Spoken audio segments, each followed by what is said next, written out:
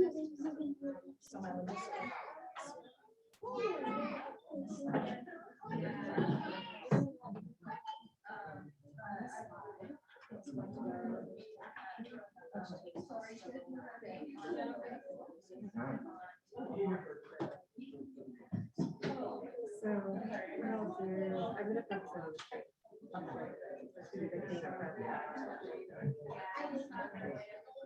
best way to what you're doing.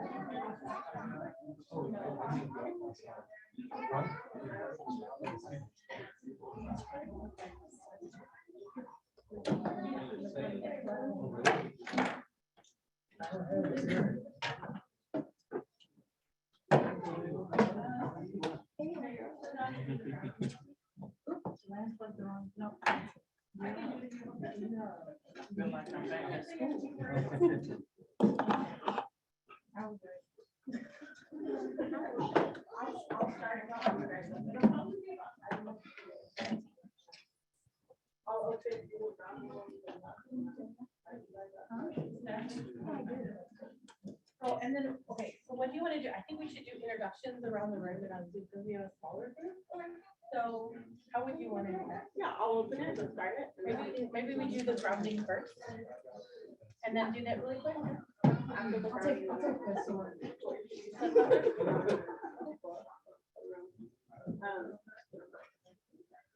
The people online can't hear the people talking, so that they're actually, I'm gonna have to say it back. Online can't hear. Pass that down. Oh, okay.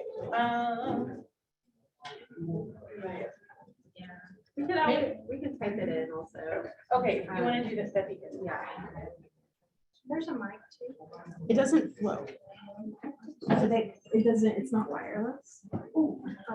Okay, yeah. So it's only for the presenters. Okay. Right, we're gonna get started in 30 seconds. So finish your sentence, don't start a new paragraph, and we'll get started with the meeting. 30-second countdown.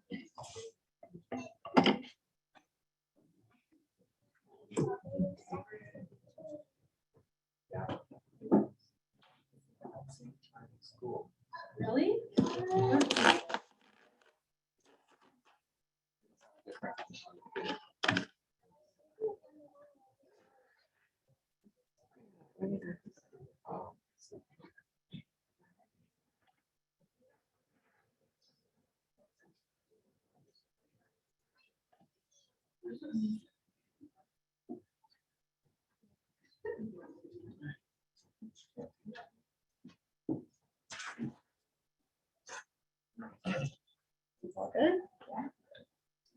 Okay, can everyone hear me?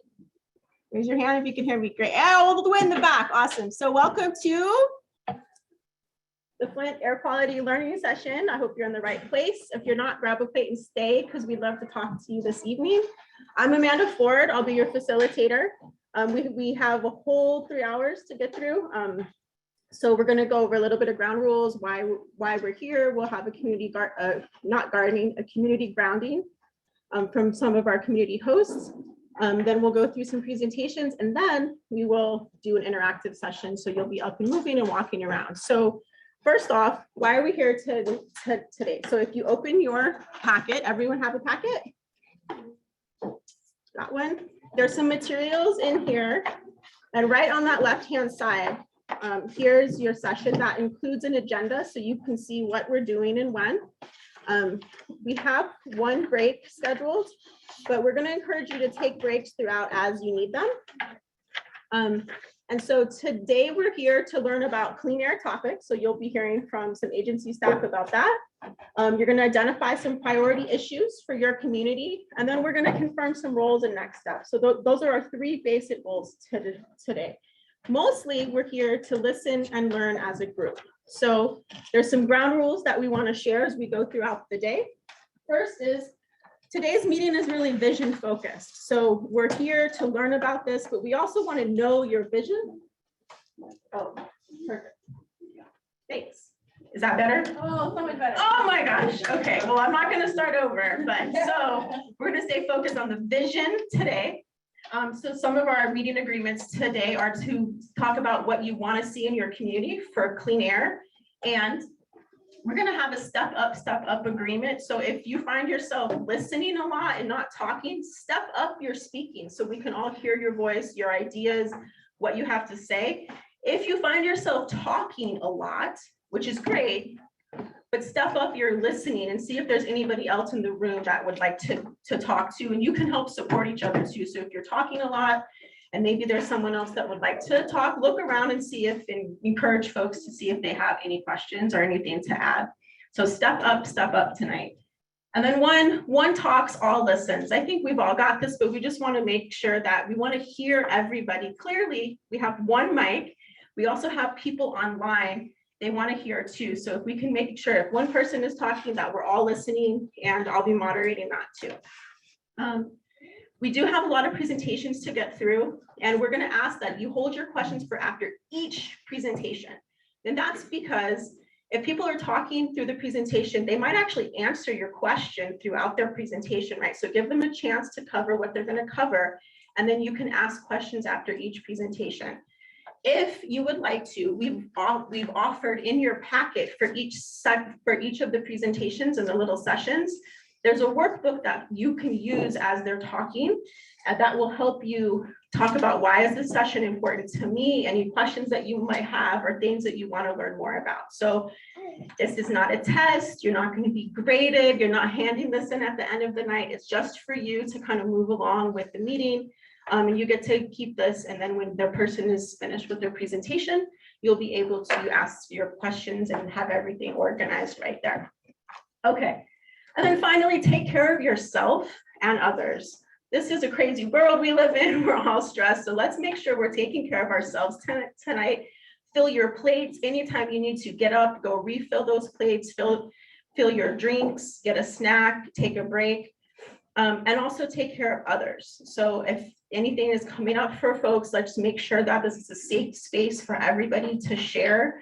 We're judgment-free, we're trying to reduce fear and make sure that we are one community tonight talking about this issue. So we're here to take care of ourselves and others, listen and learn. Any questions? Yes. Where are the restrooms? Where are the restrooms? Right across the hall. They are across the hall right here. So right across the hall to the left, and we have water and food in the back. That was a great, very important question. I'm Melissa, and happy to run things to you. So if you need more water or more food, I can make sure. So if you could hear that, Melissa, who's raising her hand in the back of the room, just offered, this is a full service event tonight. So if you need anything, raise your hand. Choco's also asking, you see how much we want to take care of you. We really took that agreement to heart already. We are taking care of you tonight. So if you do need something, you don't want to get up because you're just so into this meeting, raise your hand and one of your wonderful friends from around the room will come. They'll bring you some water, something to drink. They will not pay your bills or bring you a car. We can't do that quite here tonight, but we're going to take care of you as much as we can, okay? So that was a great question. Any other questions? What's your question?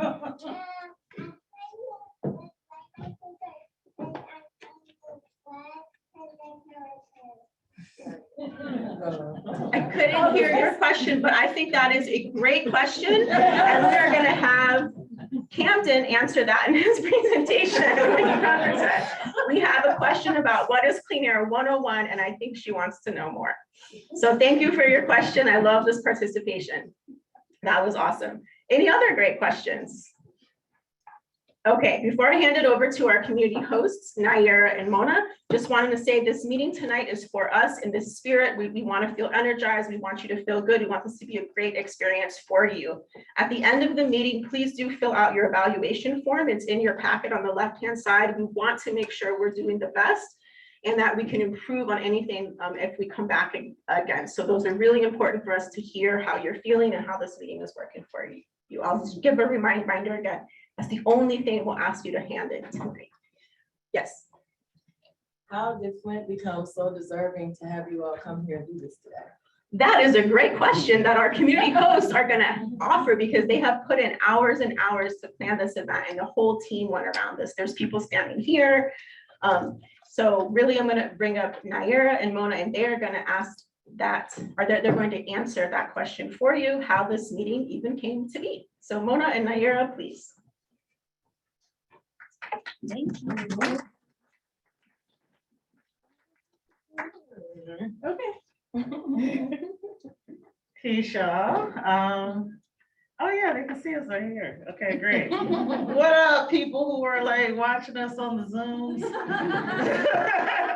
And hello, people who are watching us in real life. I'm Naira Sharif, director of a water justice organization called Flint Rising. And I would say like one of the reasons that I wanted to participate in kind of bringing this to fruition is it really starts with like a personal story. I grew up off of Dort and Carpenter, over near Carpenter Road School, and over Carpenter Road School is Genesee Power Station. So when I grew up, like I was born with asthma, I would like be on nebulizer treatments and like literally like watching my sister and kids like playing in the streets. And then like going to like when I was in elementary school, like going to school nurse and it just be a line of folks going to school nurse.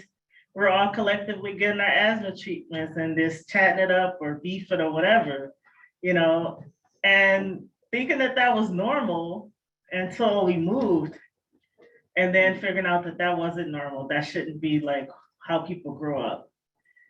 So we also, Mona and I also are part of a community coalition that formed to stop the Ajax asphalt plant. And one of the things, I would say a lesson that we learned, I would say from the Flint water crisis struggle, is that because people had their anecdotal stories and they didn't have that technical jargon, their stories was weaponized against them and it was used for gaslighting, you know. And what we wanted, because even though, you know, the water crisis had international news, you know, Flint has been dealing with air quality issues for decades, even though we didn't call it air quality, you know. And I wanted to make sure that people's experiences mattered and that the experiences, along with the technical knowledge that we are going to be collectively learning, is going to be used to make like authentic change, like for our community. Well said, Naira. Well, I just want to add a little bit to that. I thought you did a beautiful job with the grounding. Several months ago, I believe it was Monica from the EPA, who is part of an air quality team. Well, she and her team a year ago came to Flint and did some walkthroughs of some Flint schools, just to give feedback to the Flint schools around air quality indoors. And we were talking about a lot of different air quality issues in our community. And like Naira said, we have a pretty deep, pretty strong muscle in Flint for understanding water and the science of water, because we've had to learn this to navigate the water crisis and to protect our families. And even though there's been a lot of pollution across Flint for generations because of factories and other industries. You know, we've had to turn our attention so much to water that now is the time we also need to be thinking about air quality.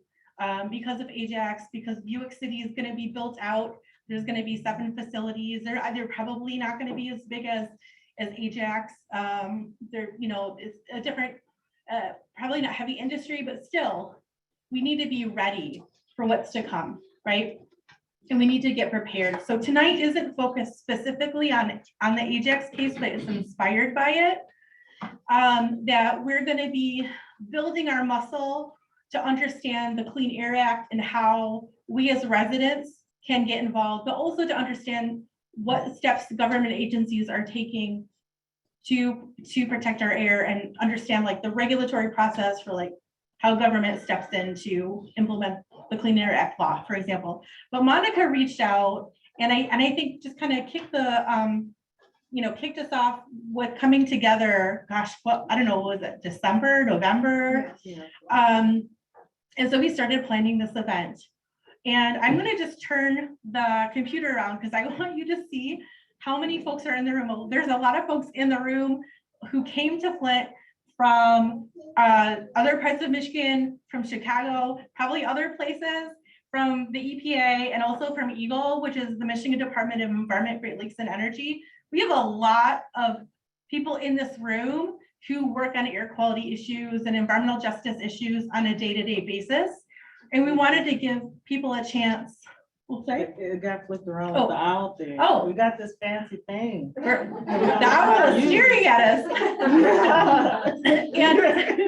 and that's so funny. And so we wanted to create a space where you could get to know people's faces and learn from these folks who work on these issues on the day-to-day. This is recorded, so I think we need to talk about next steps with that, but our hope is that it will continually be shared within our community. I just want to do one more quick plug that if you're interested and you're watching and you know anybody, whether you're here in person or you're on Zoom, and you think, oh man, I wish my friend had known about that, feel free to text them and tell them to either come down or to join on Zoom. I just posted on my organizational page, the Facebook page for the Environmental Transformation Movement of Flint, the Zoom link for this event today. So they can go on there, jump on Zoom. We want this to reach as many people as possible.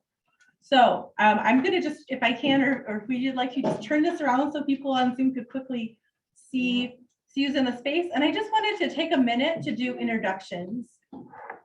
If we can do that. And oh yeah. See, look, they're doing all the things. Wow, fancy. Sorry. I guess I'm low tech. I didn't really do that. We're on over the technology that none of us know how to use. They can move it without us. Wow, great. Yeah. So the only way folks on Zoom are gonna be able to hear us is if you're up here with the mic. So I think what we're gonna do, are you gonna just, Lisa, do you think you'll be able to just type in everybody's name in the Zoom or? Yeah, I can type folks' names. Why don't we have folks introduce themselves here? I'll say it back, and as I'm saying it back, Okay. you can type this out. Oh, that's a great idea. Great idea. Great. Thank So you. Monica's going to come up in just a second, but we wanted to just do a quick round. So if you can just share your name and maybe one or two words, not sentences, paragraphs. We got to get through this tonight. We got to learn and listen, right? So 2 words about what is clean air to you, and we can start here with Ben. Ben. So Ben, if you just want to stay, and I can say it back so the folks online can hear. Okay, my name is Ben Pauley, and I suppose clean air to me is air that I don't have to worry about my kids breathing when they play in the backyard and go about their daily business. Did you get that? Yeah, we got that. Awesome. Okay, and what's your name? Flint. Flint, and why are you here tonight? Great, that is the best answer. Flint is here because he wanted to come and he loves oranges. And Deborah? Making a dent in the oranges. My name is Deborah, and I'm here because I live around plants that you will get the odor right off of Stewart. When you hit Stewart Street, you knew you're gonna steward because of I don't know if it was the plant or the business across from it, but it had a foul odor. And then I lived down from Buick, so I've been here all my life. Well, thank you for coming. So I would like to know what's going on, period, and the concerns that we have about the water and sometimes the smell. So You're in the I'm right here to place find tonight. out Thank you for being here. what news they have so far about our air. Thank you. And then Dion? Yes, my name is Dion Freeman. I'm a community advocate, and I believe that clean air is air with plenty of oxygen and free of pollution, poisons. Mona, we said hi to you. And then we have, I have to read Jerry. Clark, GERI. 2 words, fresh air. It's like being by the water. I love it. Thank you so much. One of our My name organizers. is Tony Troy, environmental justice organizer. Clean air to me in 2 words is zero emission. Great. We can go on. Carrie Humphrey, I'm with the Pessing Group Michigan chapter of the Sierra Club. And what does air mean to me? I mean, it's the kind of thing I really think about on a day-to-day basis, unless it smells bad. You know, that's it. I don't want to have to think about it. Great. Thank you. My name is Pastor Monica Villarreal. I'm an organizer with Michigan United. And clean air to me is as equal to the right to life. To breathe is to have life. Without breath, we do not have life. Thank you, Pastor. My name is Imari Smith. I am a community member today. And clean air to me is air that helps make one healthy. Wonderful. Thank you. Hello, my name is Nikesha Loring. I am the program manager for the lead-based paint hazard control program with the city of Flint. And clean air to me is just pollution free, I guess. Yes, yes. Did you get Amari? Yeah. Okay, I'm gonna start repeating now because folks online can't hear, so, okay? You're next, yes. Oh, hi. Well, I didn't know the agency people were using. Diane Russell, EPA Community Involvement. And air is a component of environmental, that's part of our mission at EPA of, protection of human health and environment. So Great.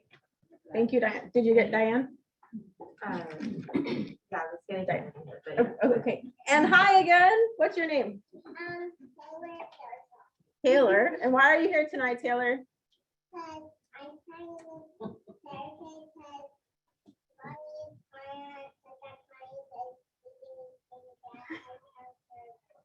That is a great reason to be here, Taylor. I'm so glad you have such a great mommy to bring you here. So mommy, what is your name? My name is Lashaya Darisaw.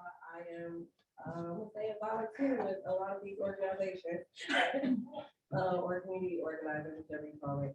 And clean air means to me 1 word, and that's help. And so that's Lashaya and help. Okay.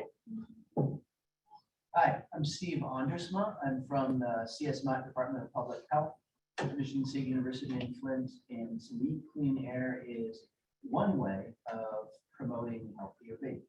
Great. You got Steve. Healthier babies. And Naira, we said hi to you. And then here is Lawrence. Hello, I'm Lawrence Reynolds. I'm a Flint resident, and what does clean air mean to me? That it doesn't reverse what we try to do in the healthcare. Hamilton was located right down the street years ago, and the mother asked me, what can you do about the air?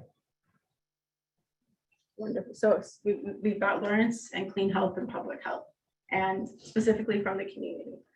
Okay. And then folks online. Does anyone online want to share? If anyone online would like to introduce themselves or share. We've got Jolena saying hi. Anybody else? Barb Smith earlier. Clean air helps sustain our overall good health and the growth of healthy food. Okay, thank you for Barb. Anybody else online?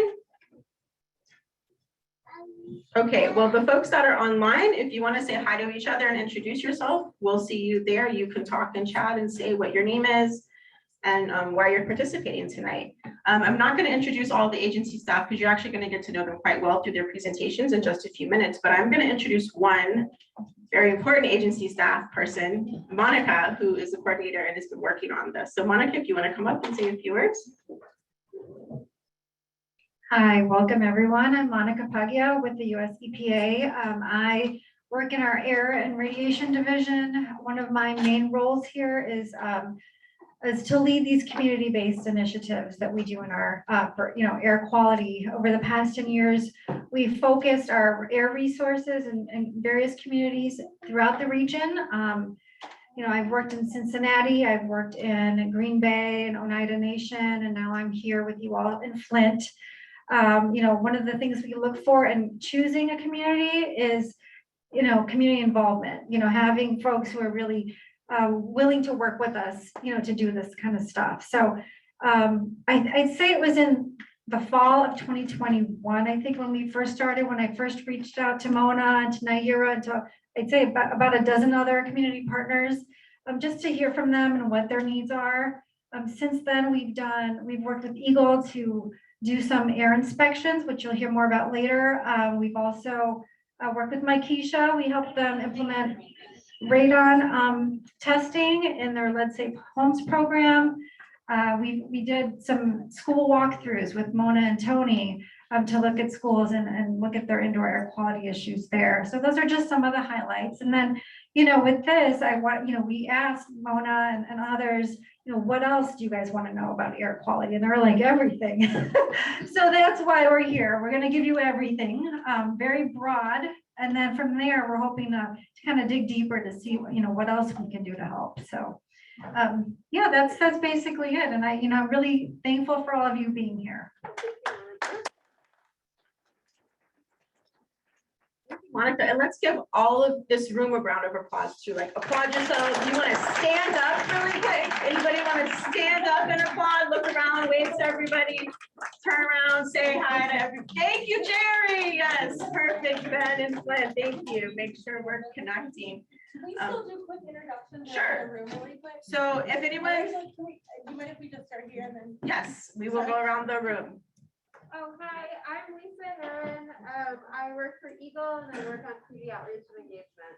Thanks. Lisa, thank you. Camden. And hi, my name is Camden Ogletree. I'm with the USCPA Division 5, and I'm responsible for clean air quality district projects in our division. Can't hear you in the back. Camden, you're going to hear from him in just a second. Camden is going to be up here. He's giving you Clean Air 101 in about 3 minutes. So you will hear all about his life. No, I'm just kidding. Just Clean Air 101. Okay. I'm Erica Wolf. I'm with Michigan Eagles, Air Quality Division, Air Monitoring Section. Erica Wolf with EGLE. I am Shufu OJ. I'm also with EGLE EQD in the permit section. Chuku with EGLE permitting. You'll hear from him too. I'm Valeria Polinario. I'm in the Air Enforcement Compliance Assurance Branch for USCPA Region 5. I'm Natalie Schultz with the Air Enforcement Branch for USCPA. Valeria and Natalie with EPA. I'm Janine Valeria, Air Enforcement Supervisor for EGLE. Janine with EGLE. Hi, everybody. Jennifer Dixon. I'm with EGLE as well in the Air Quality Division, so I do a lot of public meetings and things like that. So if you're ever really interested in learning more about air quality after today, we might be joining each other. But just to let you know that you're going to hear from Erica and Chuku and Valeria and Janine and Camden, and then I'm going to pass it over to Katie. And I don't know where Michael is. Michael's over there. He'll be next. Thank you, Jennifer. Hello, everyone. Happy to be here tonight. I'm Katie Lambeth. I work in the Office of Environmental Justice Public Advocate with EGLE. Katie with EGLE. And where's Michael over there? Good evening, everybody. I'm Mike Langman with USDPA working air permits. Thank you. So I'm Melissa Halton with US EPA Region 5. I'm a section supervisor for a group that does a bunch of amazing things, including climate work and air toxics. But one of the most important things we do in my section is community-based air quality projects, because we get to come out to things like this and hear from people on the ground about how they feel about these issues. So thanks for being here. Awesome, thank you, Melissa. And we do have 2 other people in the room that are behind cameras. Let's know what your names are too. Give the. Hi guys, I'm Ebony JJ Curry with ABC 12 News, and I am here because I'm all about community. I'm all about the betterment of the community. So I'm going to be asking you guys a lot of business cards. Thank you, Ebony. My name's Nico with the Michigan now, and cover this and let the community know what all is going on.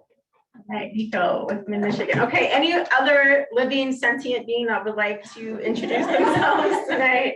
Oh, do we have someone next to Larry and Naira? I'm so sorry. Who is that? Oh, wait, sorry. Well, good evening, everyone. I'm Dr. Young, serving on behalf of the U.S. Senate, on behalf of United States Senator David Stabenow, Flintstone, born and raised. Hello, Diane. It's been a minute. And so just happy to be here. Happy to have our friends from the Environmental Protection Agency and EGLE in the room as well. So thank you. Thank you so much for being here. Okay. Okay, anyone else? Anything else? Don't want to assume. Okay. Right. Thank you for pointing out. Like I didn't see after. Oh, awesome. We've got all the right people in this room tonight. Yes. Sorry. I didn't introduce myself because I was in the bathroom, but hi, my name's Sierra Darisaw. I'm a youth social and political advocate, and I've also worked on air quality a little bit, so I kind of find out a little bit more about it. That's why I'm here. Thank you so much for being here tonight and for catching anyone else hiding behind chairs, under tables. The back, anybody in the back getting food? Okay. I think we've got everyone covered, but I really appreciate those that didn't, that were working together to make sure everybody's introducing themselves and speaking tonight. So we heard a lot. I'm going to ask, we have one more agreement to get through, and then we're going to go turn it over to Camden. This does not seem like a rowdy bunch yet, but I feel like this might be a room, a little bit of rebel rousers in here. So if at any time during the time that we're sharing tonight, we do need to get your attention back to this for whatever reason, you're going to hear me say, what do we want? And what are you going to say? Clean air. Clean air. That's it. So let's practice. What do we want? Clean air. And if you didn't hear me, I'm going to clap. What do we want? Clean air. Perfect. That's going to, and as soon as you hear that clap and what do we want, you'll say clean air. Perfect. Deborah did it. And you'll look right here. Cool. I don't think we'll need to use that, but we might use it for fun. But if we need to get your attention, that's how we'll do it. And I don't think the folks online needed the mic for that one. So, okay, thank you. And with that, we're going to turn it over to Camden for Air Quality 101. Remember, you can use your worksheets to take notes and then to hold your questions for the very end to see if Camden covers what you might be asking about. All right, thank you. And Camden. Awesome. Thank you, Amanda. So just like I introduced myself earlier, my name is Camden Ogletree. I'm with the US EPA in the Air and Radiation Division.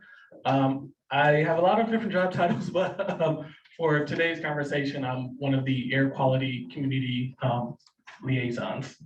And today we are going to be discussing Air Quality 101, giving a brief overview of air quality today. And so for some of the topics that we're talking about today, we're going to define air quality and air pollution, the differences between the two, and the different types of air quality that we are looking at today. We're also going to be discussing different sources of air pollution, some common sources that we see both in the natural world and also from human sources as well.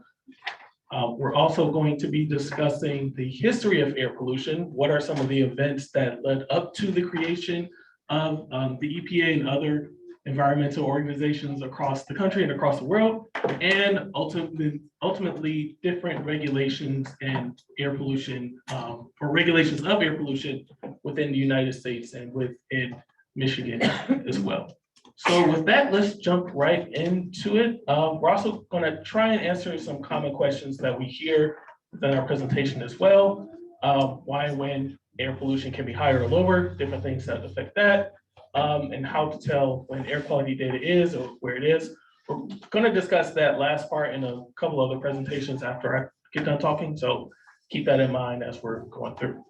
So air pollution and air quality. So a simple definition of air pollution is just a number of different contaminants or mixture of contaminants that can harm not only human health, but also the environment as well. Things, plants, animals, buildings, just a number of different contaminants that can have a harmful effect on those things. We have particulate matter, ozone, nitrogen dioxide. Those are some common pollutants that we see within EPA. And air quality is just a way to measure the amount of pollution in a given area. So we have good air quality and bad air quality. Good air quality is very simple. Less pollution means there's good air quality. More pollution in the area leads to worse or bad air quality. And different types of air quality. So we have indoor air quality. That's air quality within buildings, within homes. Also air quality as it relates to the health and comfort of buildings, and even areas that have sheds, anywhere when you're inside, that's what we deal with, indoor air quality. We also have outdoor air and ambient air. So with outdoor air and ambient air, it's just like what you expect, any type of air that's outside. When you're walking to the park or riding your bike or going to work, that's ambient or outdoor air. And for today's conversation and all of our presentations today, we're going to focus mainly on ambient air or outdoor air. We did give a presentation about indoor air a little while ago. So if you want more information about that, you can see one of us, so we can get that to you. So we're at our first interaction question for the day. So where do you think ambient, so outdoor air, where do you think pollution from that, where do you think pollution comes from? Feel free to raise your hand. Probably the cars. Cars, yep, that's one. Airplanes, Airplanes, okay, that's another good one. factories. Factories, these are all really good answers. Energy corporations. Energy corporations, power plants, yep. Any more? Smoking. Smoking, yep. So smoking, that's a source of indoor air pollution kind of, but yeah, smoking, smokestacks. Yeah, smoke stacks and things like that.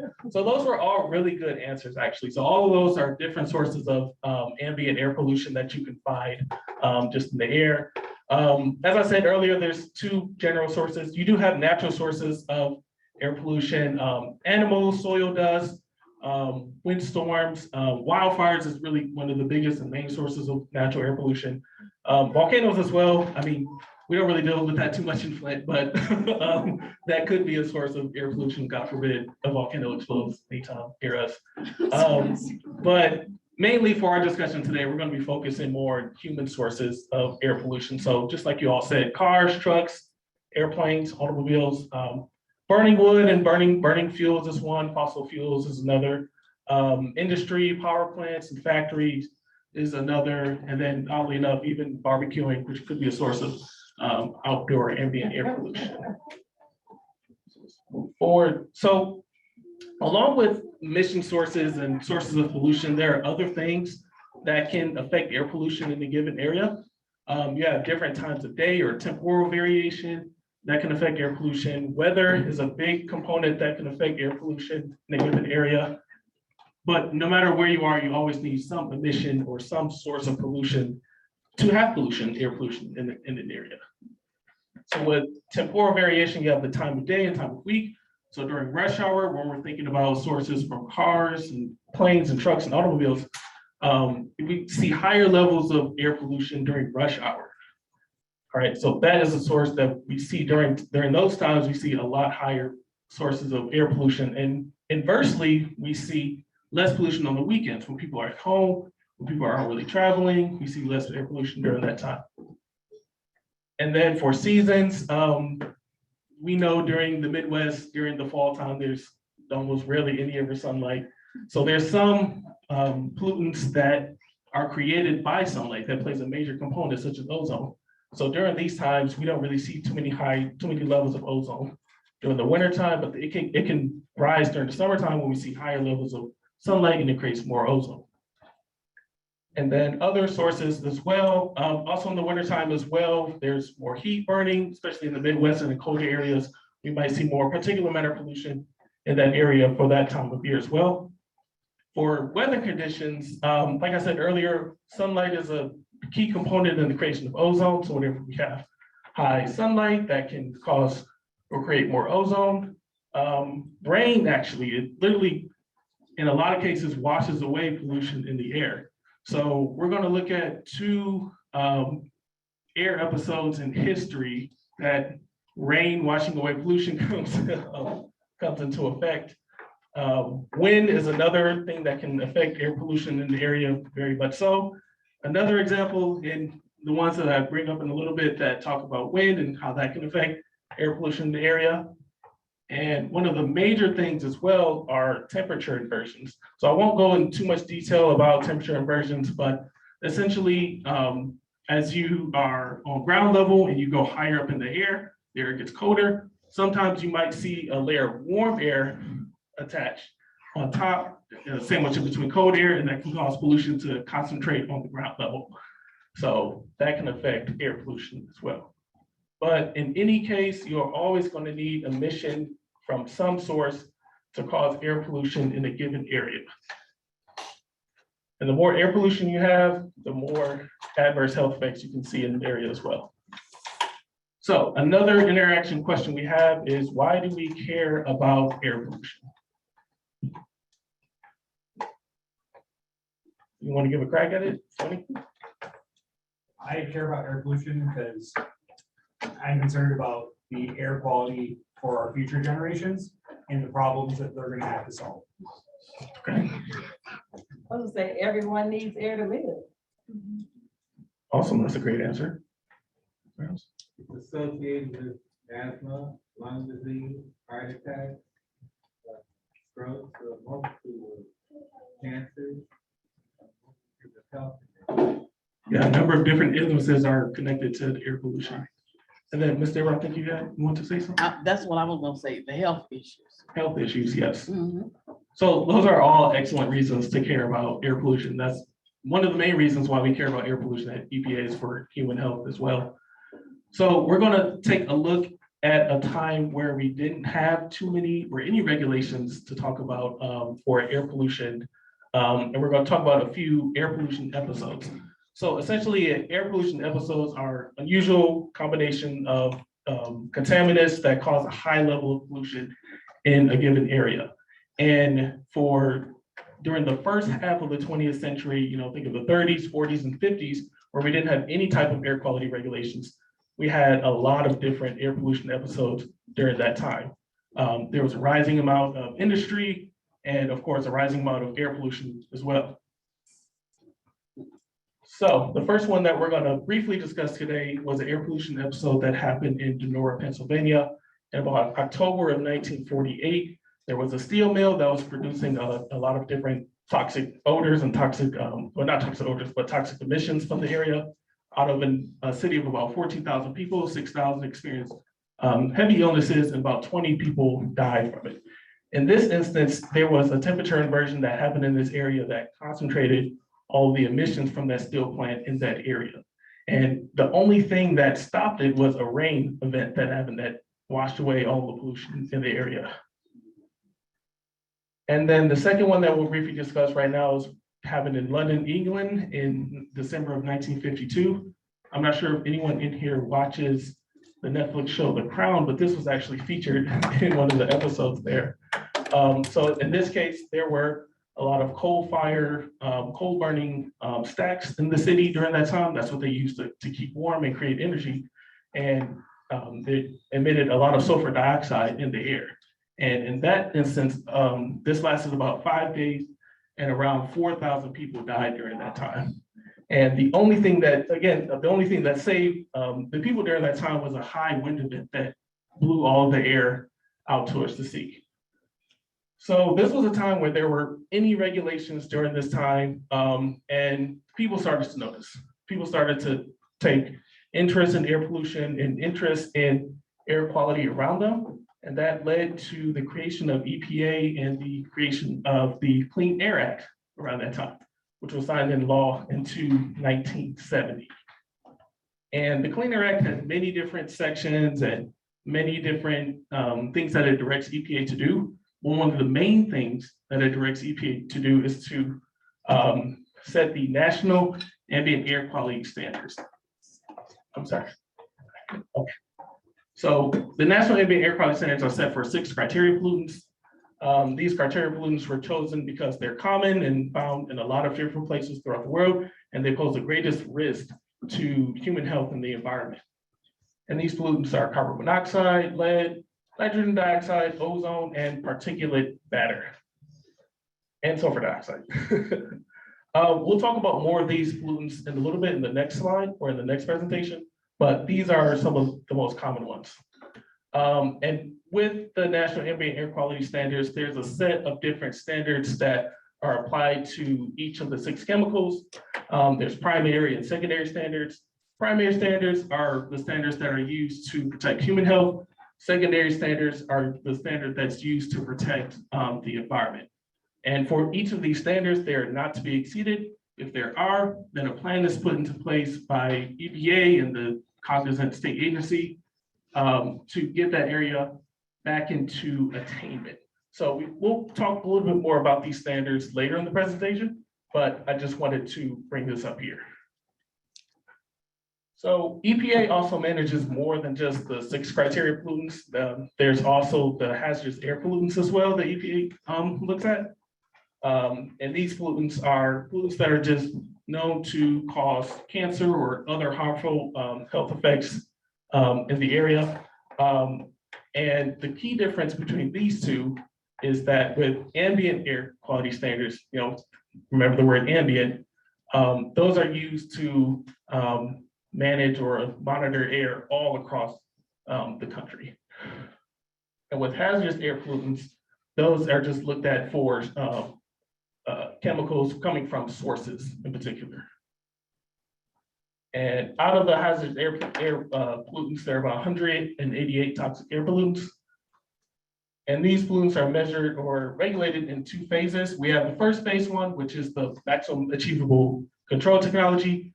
Basically, this is used for looking at the best emissions that different companies and different industries are using to look at air toxics.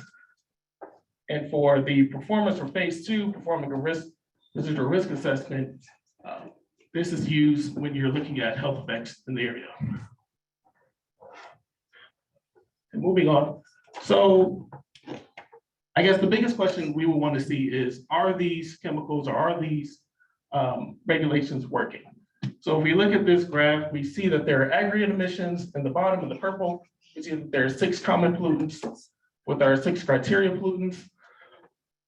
And we see as the gross domestic product increases, vehicle miles traveled, and population increases, the 6 common pollutants, or 6 criteria pollutants, decrease. So this is just evidence to show that our regulations and our laws are working. However, we know that this isn't the end. We know that even though our laws are working, even though we have all of these regulations and all of these monitors going on, there's still a lot of work that needs to happen. So we learned about the air pollution, air quality, the history of air pollution, regulation in the United States, surrounding air pollution, and also learned about the sources of air pollution as well and how it works briefly. Are there any other questions?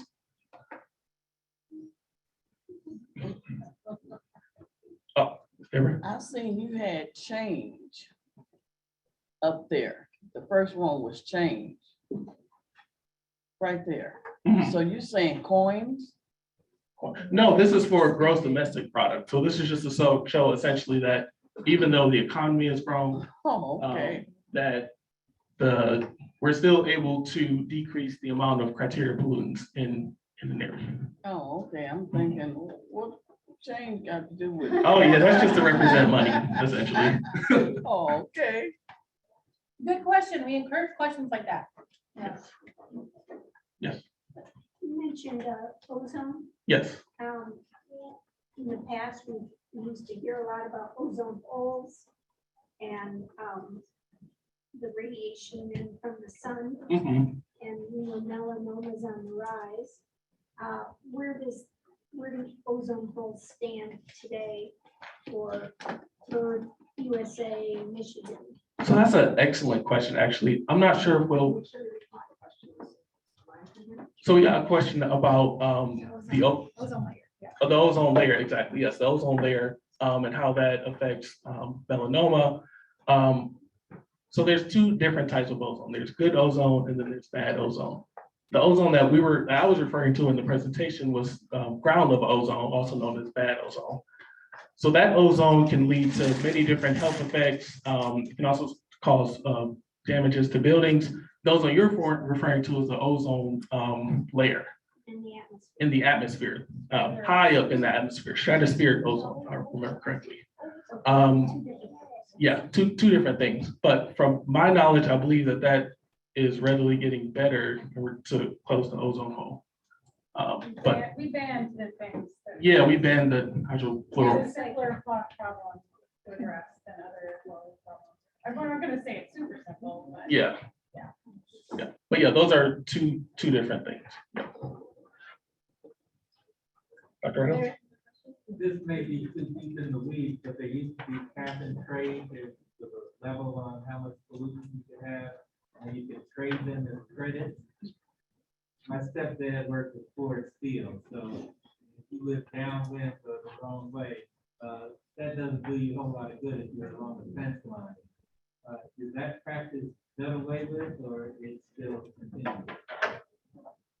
So Dr. Reynolds, just for people in the chat, Dr. Reynolds had asked a question about cap and trade and this thing, is that done away with? Is that something that we still do? That's not something that we handle too much within the regions, within Region 5 of our Air and Radiation Division. I think that's managed through headquarters. I'm not entirely sure, but we can follow up with you on that and get you a good answer on that. There are cap and trade systems that are still in place. Federally and at the state level. Camden, just really quick, could you just in a sentence or two talk about what is Region 5 when we hear Region 5? What does that mean? So the EPA is broken up into different regions throughout the country. There's 10 regions, and essentially the Great Lakes states are within Region 5. So it's Minnesota, Indiana, Ohio, Illinois, Wisconsin, and Minnesota. And Michigan is within those Region 5 states. India, yes, India. All right, are there any more questions? Awesome, thank you.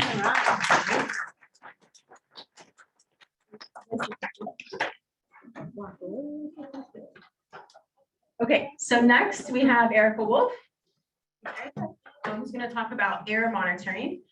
This presentation might go a little bit longer than Camden, so make sure you're taking those notes and documenting any questions that you have, and we will get to your questions at the end of Erica's presentation. So welcome, Erica. Okay, that's great. Okay, I'm not used to mics, so bear with me on this one. So yeah, I'm Erica Wolf. I work for Michigan EGLE. I'm the quality assurance manager in our air monitoring section, and I'm going to dive into, hopefully not too deep because this can get really technical. I'm going to try to stay at a decent level. So if I lose you, please ask questions and let me know. So today I'm going to try to cover the different roles between EPA and EGLE for air monitoring, why we monitor the ambient air, what we monitor, how we monitor, where we monitor, and then just where you can find information and like public comment opportunities for you.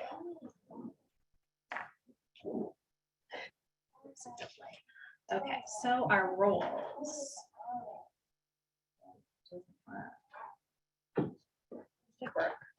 That one didn't change. Okay. Sorry. That's okay. Okay, so it starts with EPA. They, as Camden said, set the standards for the criteria pollutants that we have to follow. And they also create the air monitoring requirements that we have to follow for monitoring. Once they create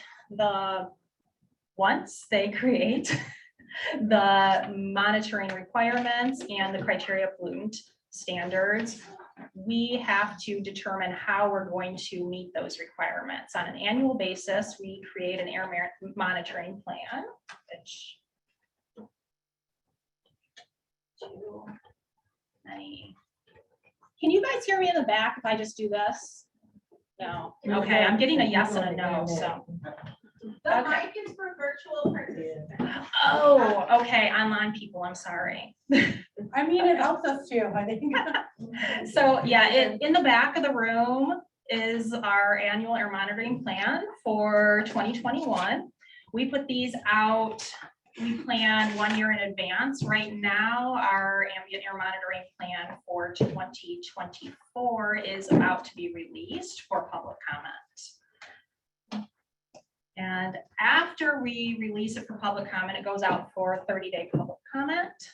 Then EPA has an oversight authority to make sure that we're complying with the regulations in our plan and that we properly took into account all the public comments and responded. They also have an oversight authority over our entire monitoring system by doing audits throughout different years and on different pieces of equipment. We get to build and maintain the ambient air monitoring system. We have over 44 sites in the state. One of those is a tribal site that we work with the Little River Band of Ottawa Indians with. And we also switch back to EPA. EPA supports us by funding a lot of our air monitoring program. There are different grants that we have to apply for, either on an annual basis or like 3-year basis. Some of those are 100% funded based on the monitoring requirements. Some of those are a 50-50 match. And some of the air monitoring money is directly just from Michigan's general fund.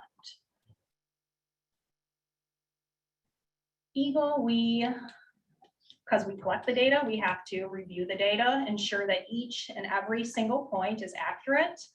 And we also then submit that data for the public to view and submit it to EPA.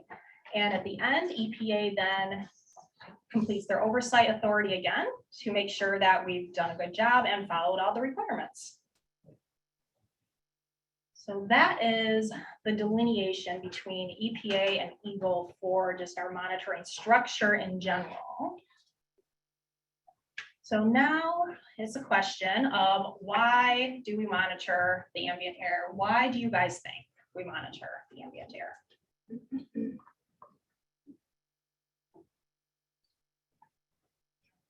Anybody getting crickets So we now? can see if things are working, right? So we So we can see what the agencies are doing to regulate the pollution to see if that's working. So we can see if what the agencies are doing to regulate the pollution is working. Got that as an answer. So can I put that in a different way? Yes. So like with Ajax, EGLE set the level in their permit of what Ajax is allowed to, how much Ajax is allowed to pollute of a certain chemical. And so a monitor would tell you, is it at that level or below, or is it above?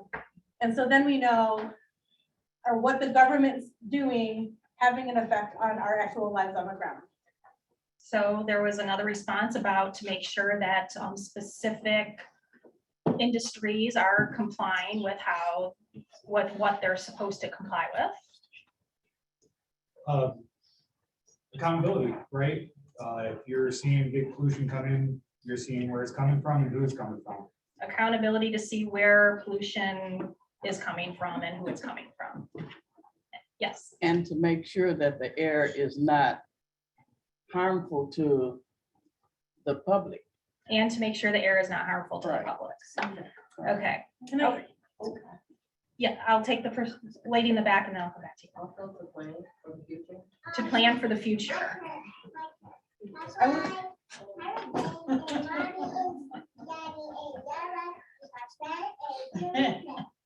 Awesome. I love that. Everybody's our friend. I was just gonna say also, like, if we know an area of our community has a lot of like upper respiratory problems and asthma, it would also help us figure out where is that coming from potentially. Okay, so to help us figure out where like asthma issues might be coming from, if there's like an asthma cluster. Yes. I was wondering, since they talk so much about the asthma and the other things respiratory that they have you all ever spoken with anybody? I know you have Dr. Reynolds here. But have you spoken to any of the other people in the medical field regarding that? Because I, am with the early advisory, and some of the things that they talk about is the major things that is happening to African Americans. And some of those issues are respiratory. They name 3 major things that is detrimental to the African American community. So I was wondering, since you're talking about this with air quality and people that are, have these respiratory issues, do you have anyone that you have on a regular basis in the medical field that you communicate with?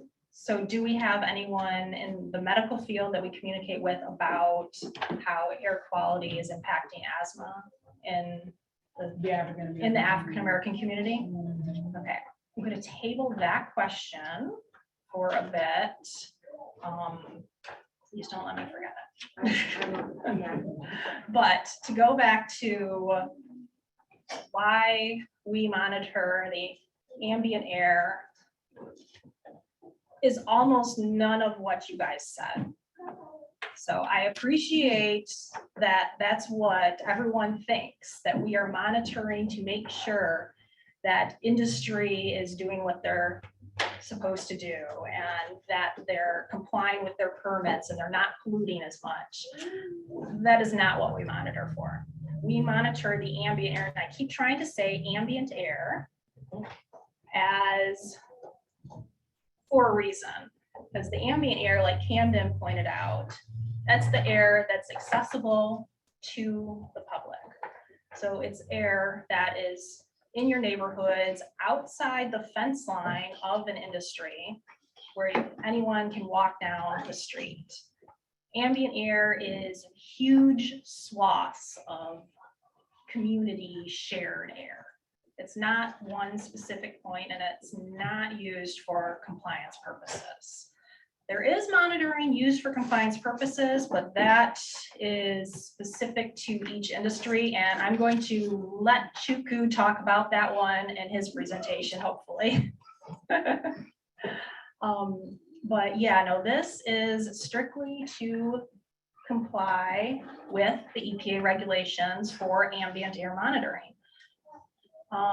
To provide data for the public to see what the air quality that you're breathing is. To comply with the regulations to see if we're attaining those national ambient air quality standards or not in an area. And those standards, remember, were based on health-based standards. So it's for the most sensitive population. Those standards were created based on the most recent health and epidemiological studies. So the most health-based studies that EPA has at the time that they set those standards, and they have to review them every 5 years to make sure that they're still up to date. So we monitor to make sure that we're complying with those standards and to provide research and support. So that is what we do and why we do it. So, but what we actually monitor, again, a lot of it is to comply, to make sure that the air in Michigan is complying with those ambient air quality standards. So a lot of what we monitor for are those criteria pollutants, those NAAQS pollutants. And in particular, ozone and PM 2.5 seems to be what EPA requires a lot of monitors for, and they give us a lot of funding for, so therefore that's what we do a lot of monitoring for. We also do a lot of we do monitoring for some air toxics and meteorological data. Now, the meteorological data can be used to determine if there is a spike in air pollution, where that pollution spike comes from. And then we in turn can let our district offices know about that, and they can do an investigation to see what industry could possibly be creating that spike. But again, the actual monitoring results wouldn't be for compliance purposes. It's more investigation purposes.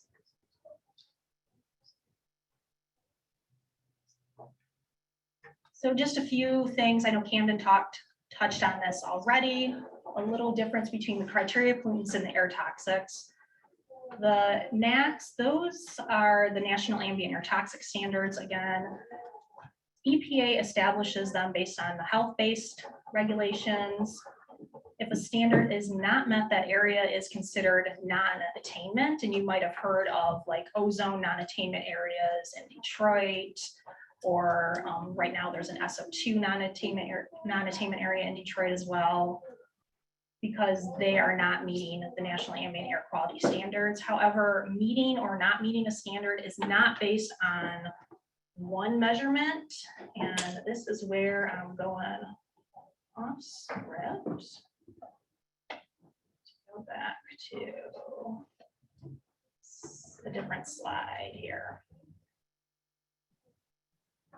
There we go. So this is the National Ambient Air Quality Standards. And I said meeting or not meeting one of these is not usually based on one measurement. And I just wanted to walk you guys through that because this can be a little complicated. So for each of these pollutants, carbon in the first column. So, hey Erica, we can't hardly see that, the numbers and stuff on there. You guys see it in your packets good enough? Page 9. Okay, it's page 9 in the packets?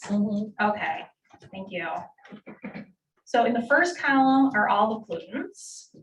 The second column is whether there's a primary or secondary standard. The primary standard is the health of people, the secondary health of plants and animals. The averaging time, I'm just going to use lead, which is the second row down, as an example. The averaging time for lead is a rolling 3-month average. So that means like September, October, November, average those numbers, and then October, November, December, average those. It's just every 3 months it keeps rolling. You drop off the last month and add on a new month. The standard for that is 0.5 micrograms per cubic meter. Now, not to be exceeded is the form. So that means that if we got a sample back that was 0.16 micrograms per cubic meter, unless that 3-month average that keeps rolling and dropping off and adding, unless that 3-month average was over that 0.15, it wouldn't matter that that new sample was 0.16 because the standard would still be met.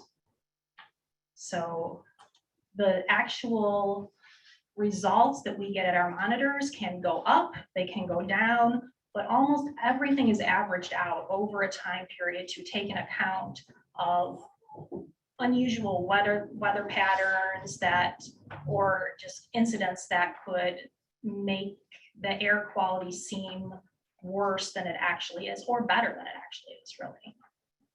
So if you average it out, you get a better grasp on what you're actually breathing. So any questions on this before I go back to air toxics?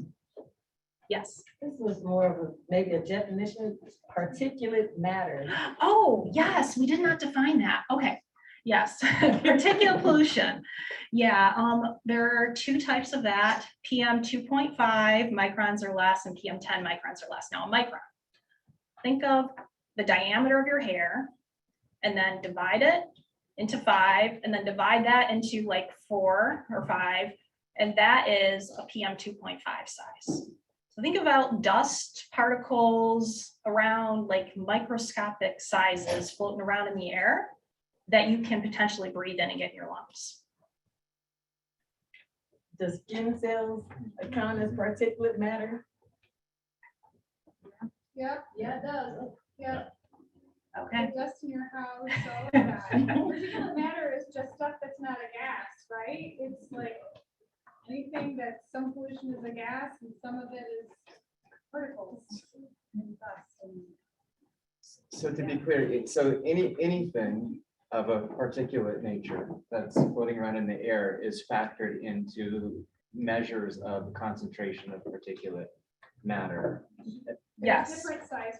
There's Right. different sizes, but yes. But are there particulates then that are particular sources of concern, and what is the origin of those particulates? I mean, when Well- we think about kind of what the source of the problem here, presumably it's not as much people shedding skin cells and so forth, but there are certain sources of particulates that are of special concern. Yeah, there are different things that go into the makeup of PM 2.5, and that is actually on the criteria pollutants. You know, we just measure for PM 2.5 and PM 10, but in the air toxics, we measure PM 2.5 speciation. And speciation is what goes into making up particulate 2.5. Unfortunately, we don't measure that at very many sites, but we do measure it.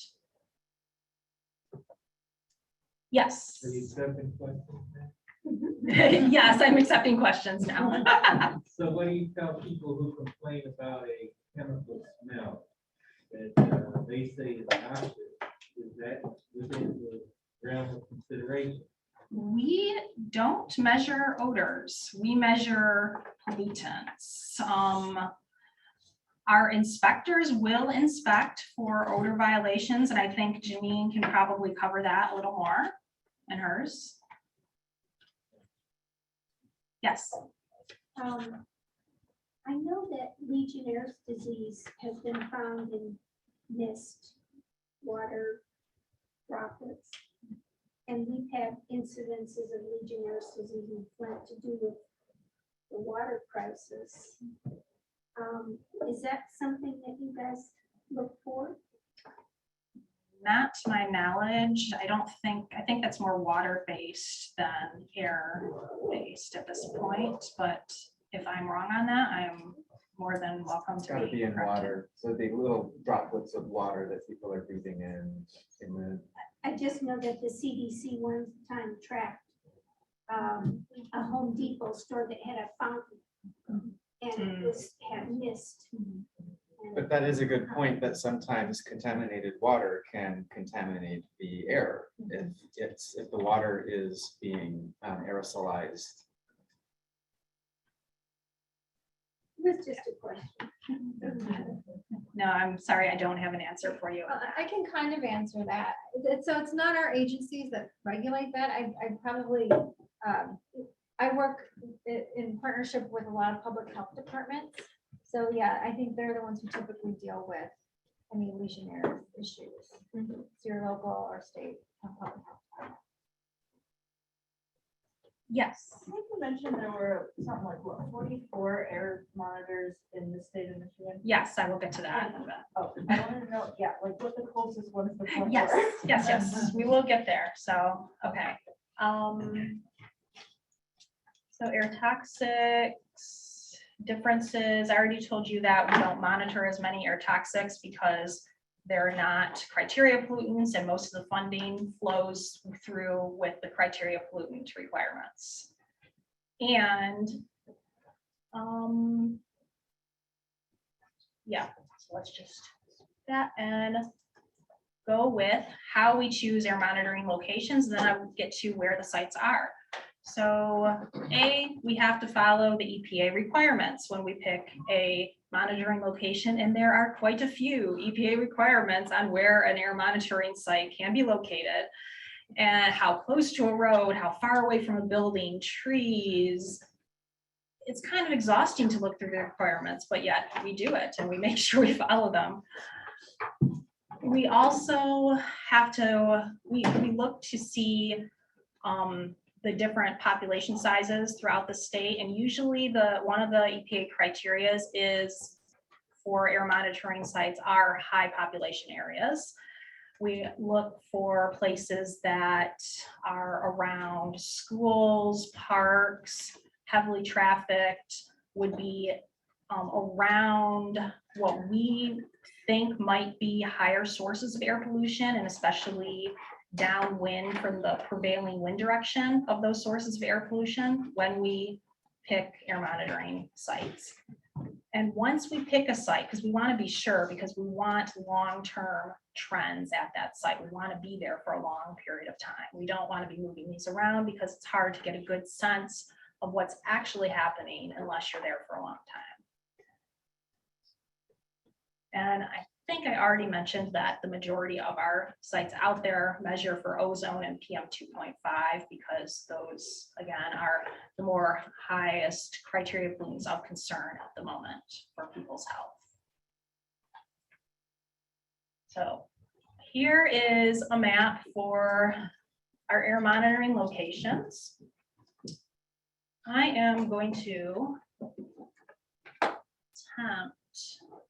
I use that computer to go online? No. Use this one. 5 minutes. Of course, it's a 5 minute.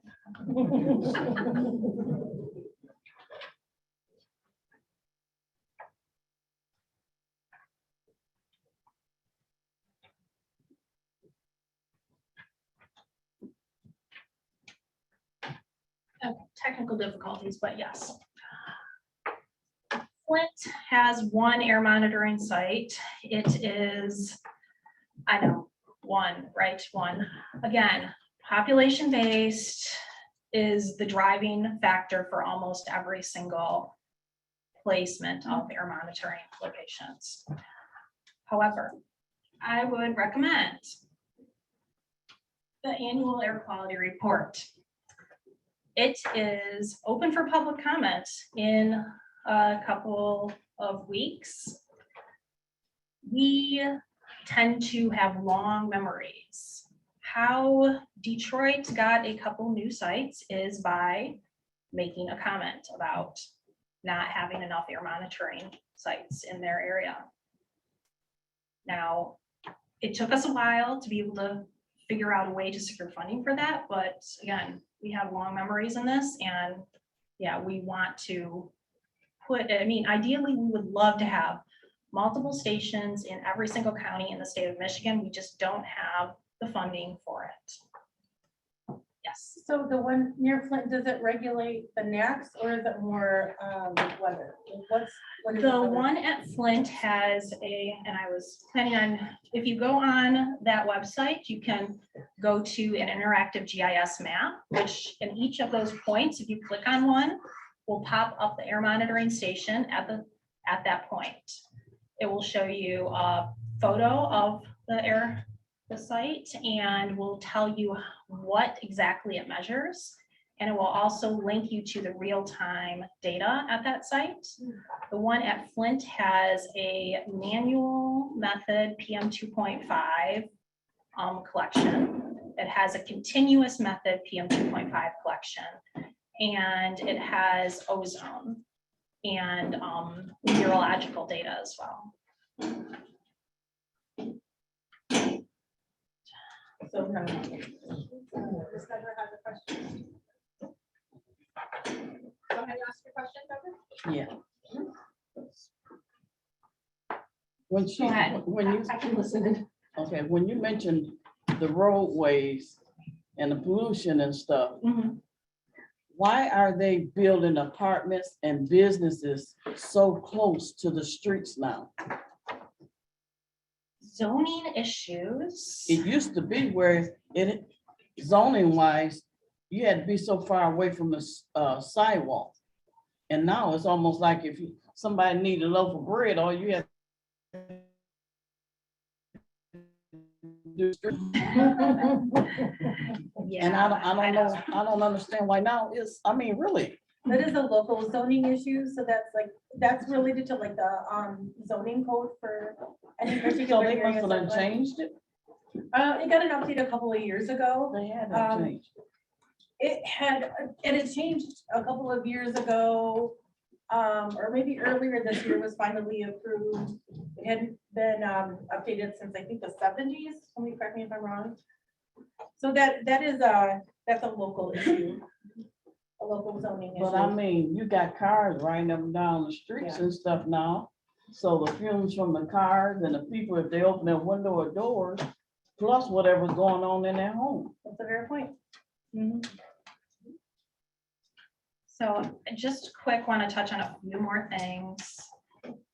First is air sensors. You can see me later if you want more information, but these are a great low-cost alternative if you want more air monitoring in an area. However, they're not as accurate as regulatory monitors that we run at our stations. So we can't use them to make sure that we're complying with the National Ambient Air Quality Standards, but there are a lot of them out there. I went on, and we have a few loan programs. EPA has a sensor loan program for individuals or community members.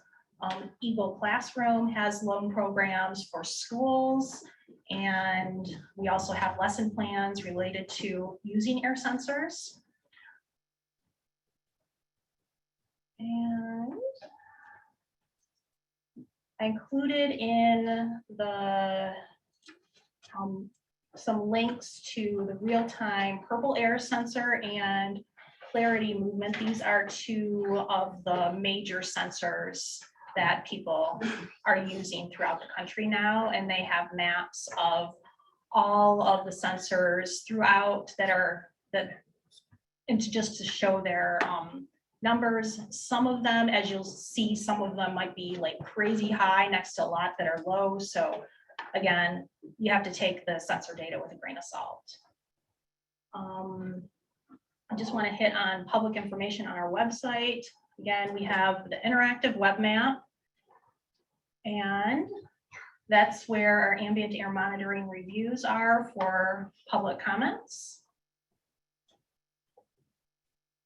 And if you want to sign up for air information, this link at the bottom under how is my air quality is probably the best one to use. And a quick note on air quality index. This is data driven that is pulled from our real-time ozone and particulate matter sensors, or not sensors, our instruments. And like I said, you have one in Flint that will, and if you look on your weather app, it'll have AQI, and that's this number pulled from our monitors. We really don't have time for how the pollution was over the last 10 years, but you can kind of see it's been going down. The top line is the standard, and the yellow line on this one is the results from the station. And that's it. I apologize for going long. Please see me after if you have any more questions or if I completely confuse you. Thank you so much, Erica. And I do want to mention, yes, so round of applause to Eric. Starting on page 40 in your packets, there's the information, and the websites that she was talking about are all on page 52. So if you're looking to go to the website, they're on page 52. And then I think we'll also be able to send out a PDF version of this, so you can just click on that. So for all participants. And now next, before we move on to Chukwu and Mike, so they are going to help me get that juices flowing in your belly. So let's just take a really quick pause. You can stand up if you want to. You can look at the back. We're gonna say together, what do we want? Clean air. Oh, I think y'all, what do we want? Clean air. What do we want? Clean air. Put your hands together now. What do we want? Clean air. Turn around, say hi to your friends in the back. What do we want? Clean air. All right, you can write. What do we want? Yes. Now. All right, thank you, Mona. Okay. All right, and now I'd like to introduce Mike and Chukwu, talking about air permitting. Awesome, thank you very much. One last housekeeping, I'm so sorry. If you are bringing up topics that are not being addressed, I'm actually taking notes of those in the back, so we'll follow up on those later, or someone can. So if you had a question that wasn't quite there, we are noting them here, so they will get answered later. You can also write them on the sticky on the back. I've been writing a couple of like the allowance training and about medical professionals like that. So we're thinking something on the way out. We have 5 of these air quality reports, 5 of them. Who would like one? 5. 1, 2. You got one up here. Right up front. 1, 2, 3, 4. All right. Ben and Flynn. Mona. Yay, thank you. Thank you. Okay, Mike and Chukwu. Thank you so much. Good evening. My name is Chukwu Oj. I am a permit engineer with the Air Quality Division, AQD, at EGLE, and I'm joined by Michael Langman. Good evening, everybody. I'm Michael Langman. I'm an environmental scientist with the US EPA Region 5. I've worked for EPA for about 12 years now, mostly in air permitting. I oversee air permitting programs here in Michigan, but also across our other states within the region, which are Minnesota, Illinois, Indiana, Ohio, Wisconsin, as well as 35 federally recognized tribes in the region. So as part of my day-to-day work, I oversee air permitting programs, but also the region. Presentation, Chukwu, if you'd like to go to the next slide here, we'd like to open up with a question to the group. Our question is, there we go, is when you hear air permit, what do you think of? And, you know, feel free to raise your hand if you'd like to offer a thought on what you think an air permit is, or any thoughts that come up. Please go ahead. Community protection. Community protection. Thank you. I think there was a hand in the back, maybe momentarily. A license to pollute. A license to pollute. Thank you. Any other thoughts? Okay. Well, you know, I appreciate your, you know, some of the thoughts that you have, at least with what an air permit is. You know, for our presentation tonight, we're gonna walk through the air permitting process and discuss, you know, what we do here and what we look at when we process these applications. Thank you.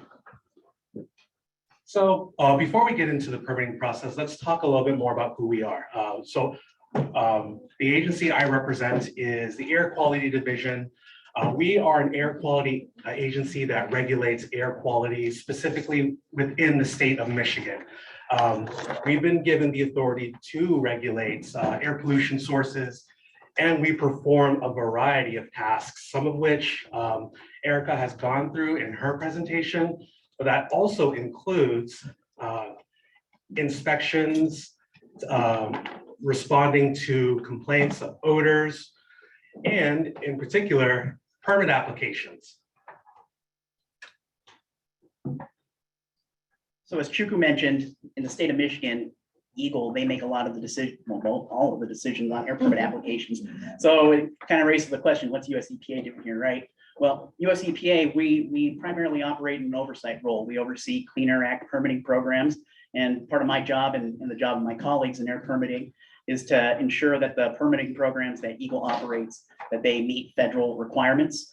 In order to do that, in our oversight role, we may approve rules that the state may propose for their permitting programs. In our day-to-day role, we may pick up certain permits to review, similar to what you may do, and as we'll get into later in our presentation, at various points, and engage with the permitting authority and provide policy support as well as technical support, and also various recommendations. Now, for the public, if you have any questions on air permitting, we're also available to answer any questions you may have. And on our title slide here, my email address is on there. So by all means, if you have any questions, shoot those to us and we'll get some answers to you. And those title cards should be available in that packet. So our phone number and emails are easily accessible. So let's get into it, shall we? If you've ever been to a public hearing, seen a presentation, you might have seen this little roadmap. And this is what we're going to use today to kind of go through the permitting process. And we're going to use a specific example of a kind of source that we might might apply for a permit at the Air Quality Division. Throughout our presentation, we will see this slide and there will be a highlight to show where we are in the process. Feel free to follow along in the packet as well. So first off, let's say we have a first part of the process involves a facility. They want to install a new piece of equipment or they want to make modifications to something that they currently have. So for this example, let's talk about a company that, let's say they make furniture, wood furniture. They might make furniture for RVs or cars, and part of their process involves applying paint to the said furniture. So they want to file an application for a spray booth. Per Michigan's rules, facilities, if they want to install something or modify something, they will likely have to come in for a permit from the AQD. Typically, the applications we received, the applicants have to apply by law. The next step, they send the application and we receive it. They prepare the permit application. So in their application, they will submit the form. They will prepare calculations. They will include information about what exactly they want to do. They will provide any technical specifications. So in the case of a spray booth, they'll talk about, okay, what do they want to, how do they want to apply it? What type of applicator? What type of coatings are they going to use? Are they going to use something with a lot of VOCs, or are they going to use something with low VOCs? How are they going to ensure that they are not emitting too much? What type of control technologies are they going to use? Those are the things that they have to consider themselves. They also have to tell us they have to know what regulations are we subject to, because we're going to let them know if they're doing it right or wrong. The next step is where yours truly comes in. The permit engineer will review the application. And typically what we're looking at is, did they do their calculations correctly? Are they using the best available data? Do we think that they're maybe underestimating? Do we think that they're using the appropriate control technology? Do they think that, do we think that they could use a control technology? What about in the case of a coating booth, what about the coatings? What's in the coatings? What do the safety data sheets say? So permit engineer will review that. They will review the regulations that they are subject to, and if the permit engineer determines that what has been proposed will meet both the federal and state rules, they will draft a permit, and the permit will outline conditions that say, you shall do this, you shall not do this. These are your limits. You will get in trouble. After that, the permit will go through multiple levels of internal review. So it's going to have a bunch of eyes looking at it to make sure that it will address public concerns, that it will follow our regulations. Here's the next step in the process, public comment. We have a number of permits that go up for public comment. And in that process, this is the chance for you, the public, to get to see what the company wants to do. You'll get a chance to look at what they're proposing, what emissions levels will be. You'll see the permit. You'll see supporting documentation. The public will get a chance to make a comment. They'll say, okay, the public can say, all right, are they using the best available data? Are they missing something? Did the AQD consider this? Did you look at this? Did you check that? And I'll hand it off to Mike to go into a little further the EPA's role. So just like I did right there, the US EPA, we also participate throughout the permitting process. And sometimes we offer assistance at the request of the permitting authority here, EGLE, but sometimes we may become aware of certain actions that are going through the process where we may provide some information and offer technical support. So during the public comment period, this is actually, I think it's worth reiterating what Chuku said here. This is probably one of the key moments that you, as the member of the public, can participate in the permitting process. So similar to you and the public, we here at US EPA, we review the permits and we also submit comments on the record, just like anybody else out in the public. The types of things that we're looking at when we're reviewing air permit application, air permits that are available for public comment are a number of things that Chuku mentioned that he reviews when he's reviewing an application. We're looking at whether the requirements that are included in the permit meet federal and state requirements. We're also looking at whether the permit includes adequate compliance determination requirements. So I'm going to use the word monitoring here. This is different from the monitoring that was talked about earlier. So these are the types of things that can that a source is required to do in order to ensure that they're meeting certain requirements established within their permits. Occasionally, we may offer certain recommendations on the permit as well that go beyond some of the requirements that are being addressed within the permit, especially if there are certain concerns that we're aware of from the public, or if we think that there's more that could be done for a certain permit application. So during this time, we may submit some of these comments, written comments, formal comments. We may reach out to the permit engineer directly and talk about some of the things that we've seen and get some more information so that way we can help ensure that permit that's being proposed to be issued, if there is a draft permit, making sure that those meets the requirements and are protective of health and the environment.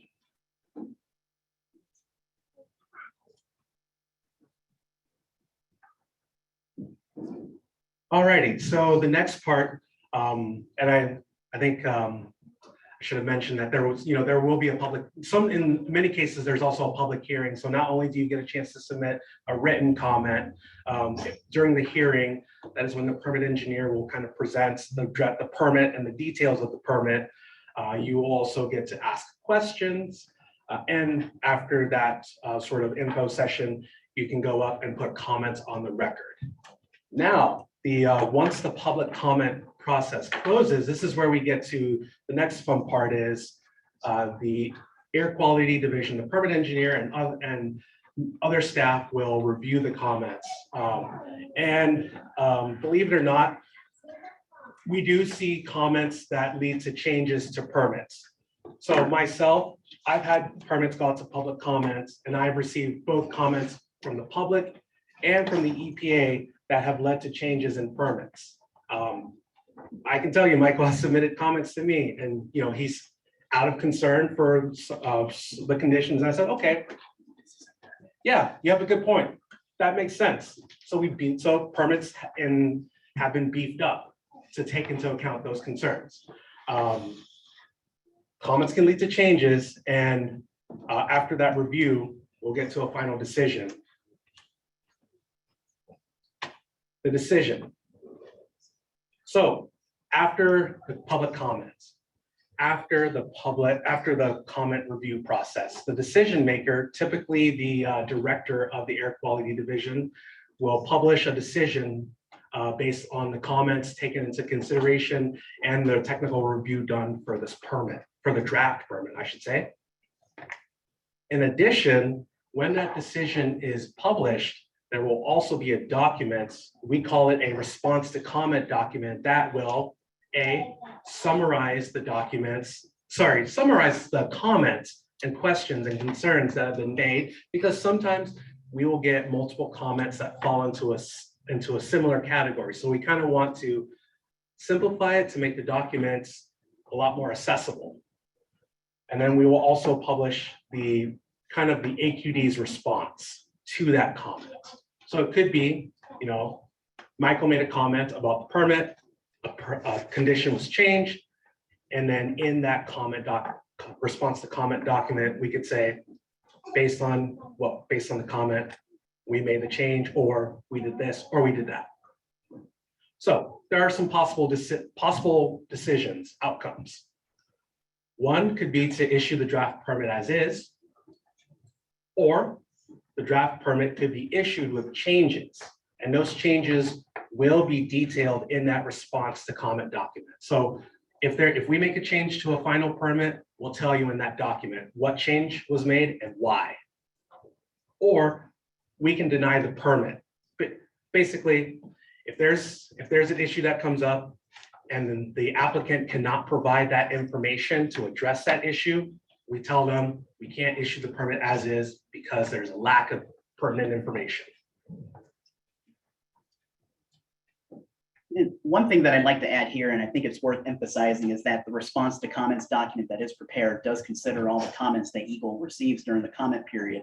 So if you have the opportunity to review a permit and you've made a comment, you should expect to see a response to the comment and EGLE's rationale for why they either considered it and made changes to the permit, or why they considered it and they tried to address the issue that you've raised and within the record, or if the comment addresses or identifies any specific issues with the permit, results in the permit that may not be issued.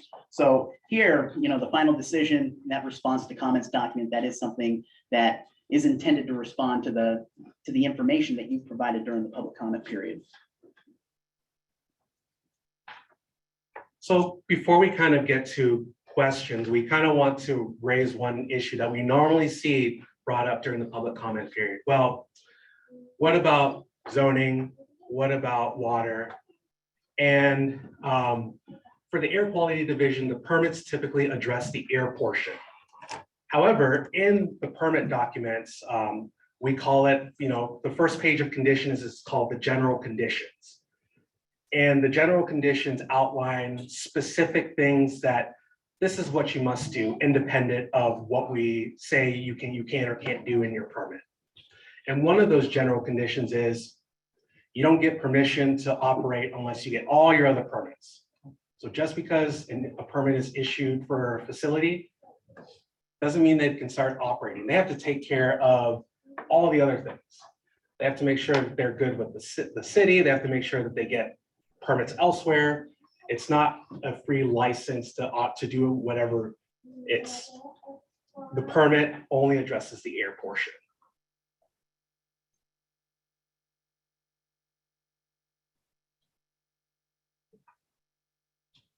And sort of one thing to mention is that just because a facility might be able to get a permit doesn't mean that they can still operate. It might be that the zoning, they could get a permit and all of a sudden they're like, the zoning doesn't allow them to operate. So guess what? They can't operate unless they've addressed the zoning issue.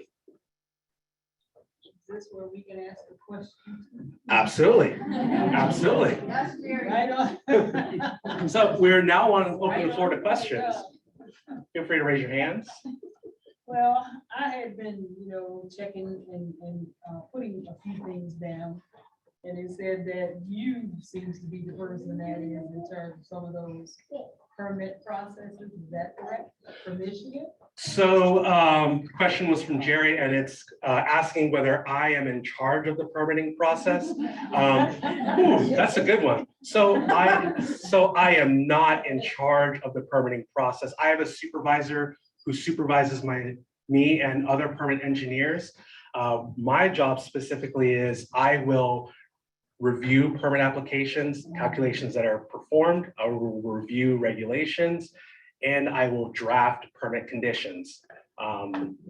So that's the short of it.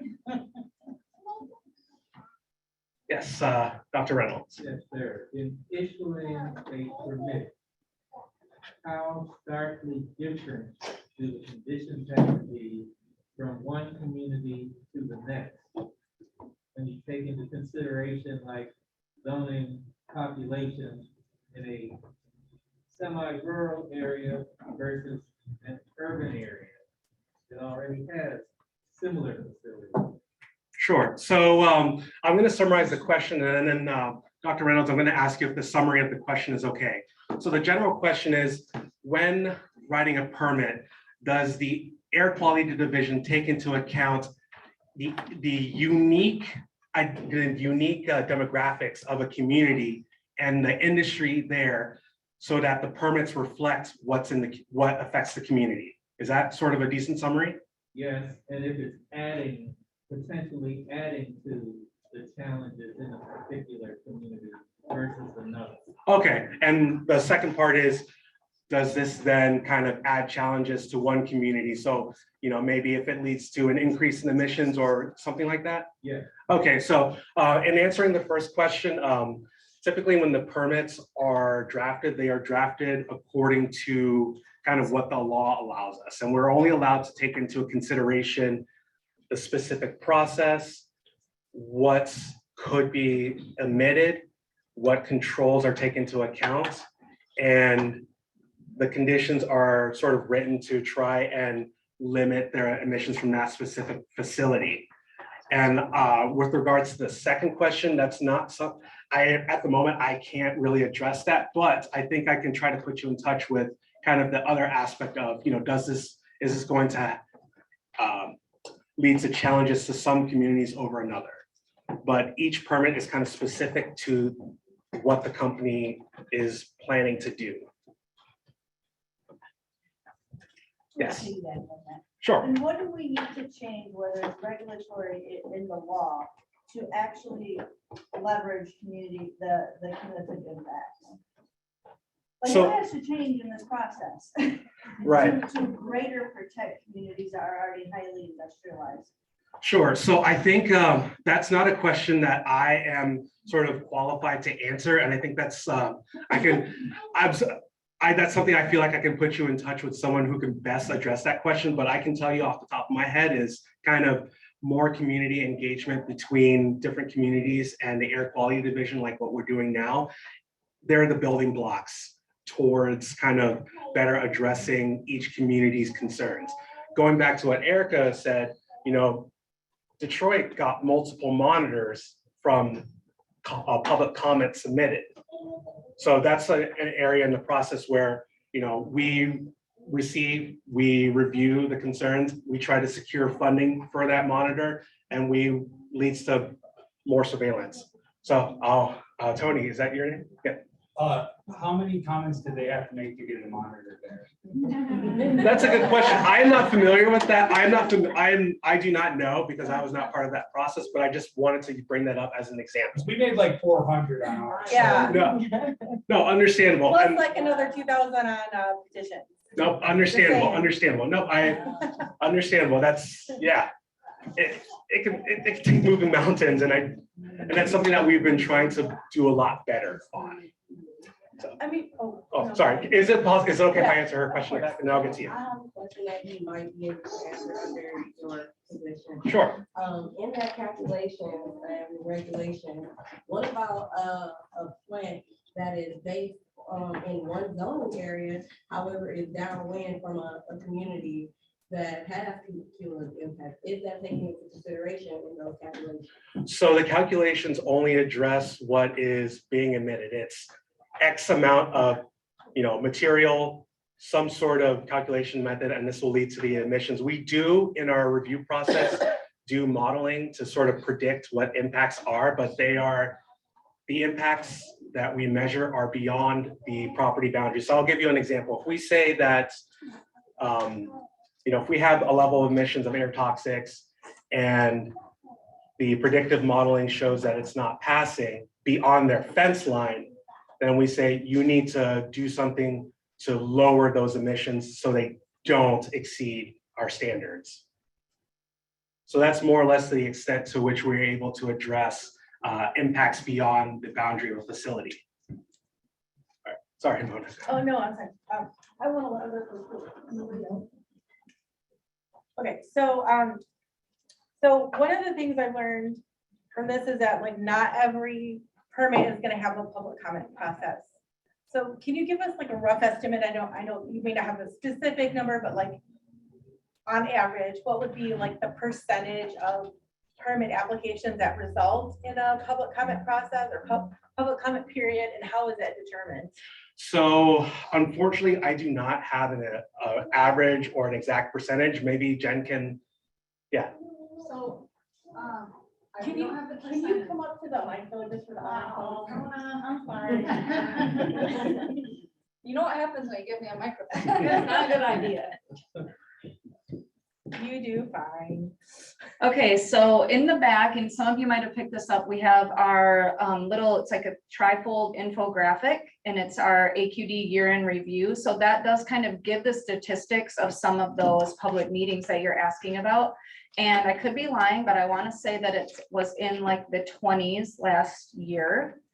And then there are certain criteria, you had asked about that, certain criteria kind of triggers the need for a public comment period. And it varies, we look at every application individually, but there are some specific things that, you know, automatically trigger it. And one of them is community concern. So when we know there's a community that has concerns about things coming in, then we always want to try to do public comment in that community. There's other things like level of pollution that might trigger a certain permit application for going through public comment. But one of the things that is kind of in that, I don't want to say it's nebulous, it kind of sounds like it might be nebulous, is that community concern. Because I think that that's kind of the thing for us that we always talk about internally. And it's like, we talk to our district staff, so our inspectors that are out in the communities, and we ask them, is there going to be community concerned about this project? Okay, yes. If the answer is yes, then we do public engagement. So I think it's on like the first or second page in there. Anyway, this just has very like high level statistics in it. We're required to like kind of put this like boring report together for the legislature. No offense, like legislative people like boring things. But what we decided to do is we think that this is also really helpful for communities around the state to know what it is we're doing. And so hopefully it's helpful. If it's not, you guys don't like it, please give us feedback. We'd love to hear what could be improved on there. Again, very high level, but does that kind of answer your question, Mona, at least as far as that goes? Yeah, so what I'm seeing here is like, for example, on this, it says, public comment 20, okay, so there were 20 required to go through public comment and 317 not required. Right, So that's what correct. so what that speaks to us, I think, on the community level is we need to keep lifting our voices. Yes. To make sure that people at the state level understand that permits in our community are of interest. Yeah, so what Mona's acknowledging is that community voices being raised to let us know that you are concerned about the things that are going on in your community. I think we've heard that very loud and clear. And we appreciate that. And there's definitely communities that have been mentioned before. Flint is not the only one where every time we get an air permit application, it goes out for comment. And so Kalamazoo is one, areas of Detroit are one, there's areas of Grand Rapids, same thing. Sometimes there's process specific. We know there's certain processes that everybody's concerned about and they want to know about. And then other times it's community related. So it's really important for you all, like, just if I'm grandstanding for just a second. Go for it. Like, I love you, but I didn't get a chance to speak earlier. And I do want to just really acknowledge how valuable this conversation is for our agencies as well. The things that we have learned throughout some of the processes, especially with our Region 5 partners being able to come in. FYI, Region 5 is the only region doing this kind of work. So please give them kudos. Honestly, like, this isn't, I'm not trying to brown nose Melissa. She can't fire me or anything like that. But I mean, it really is, when I talk to the other regions across the country, we're the only ones that are doing this kind of work. And it is so valuable. It gives us really great information. It gives them EPA really great information, and hopefully it's something else that we can help partner with you guys. That, do you want to grandstand too, Janine?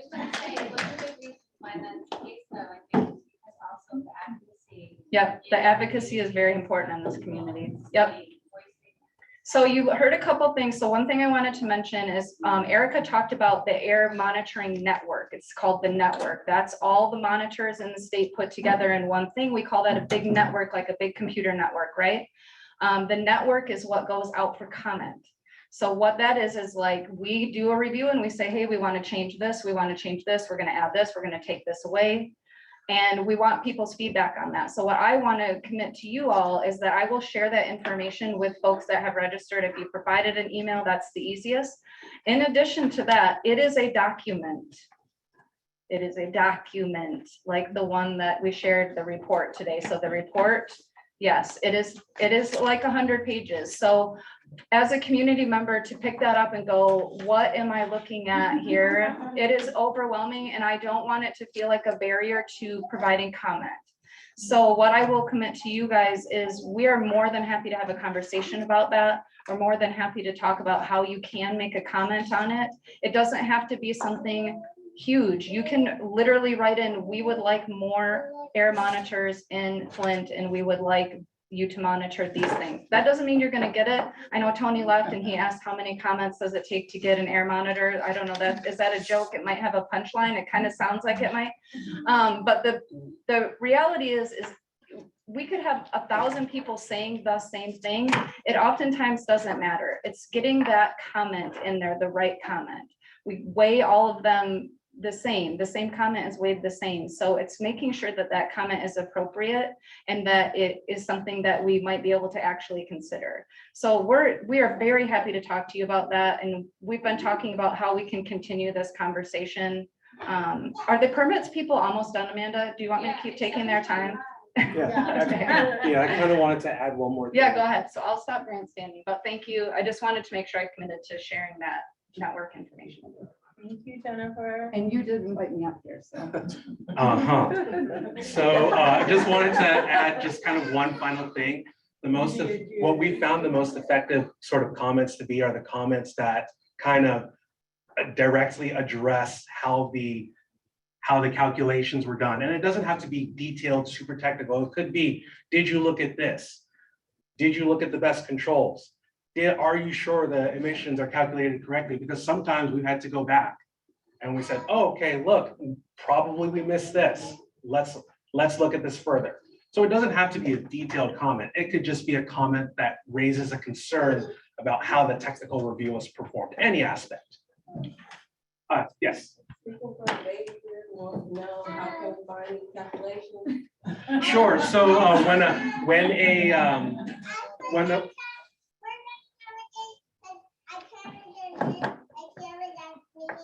She cannot make these calculations if she don't know how to.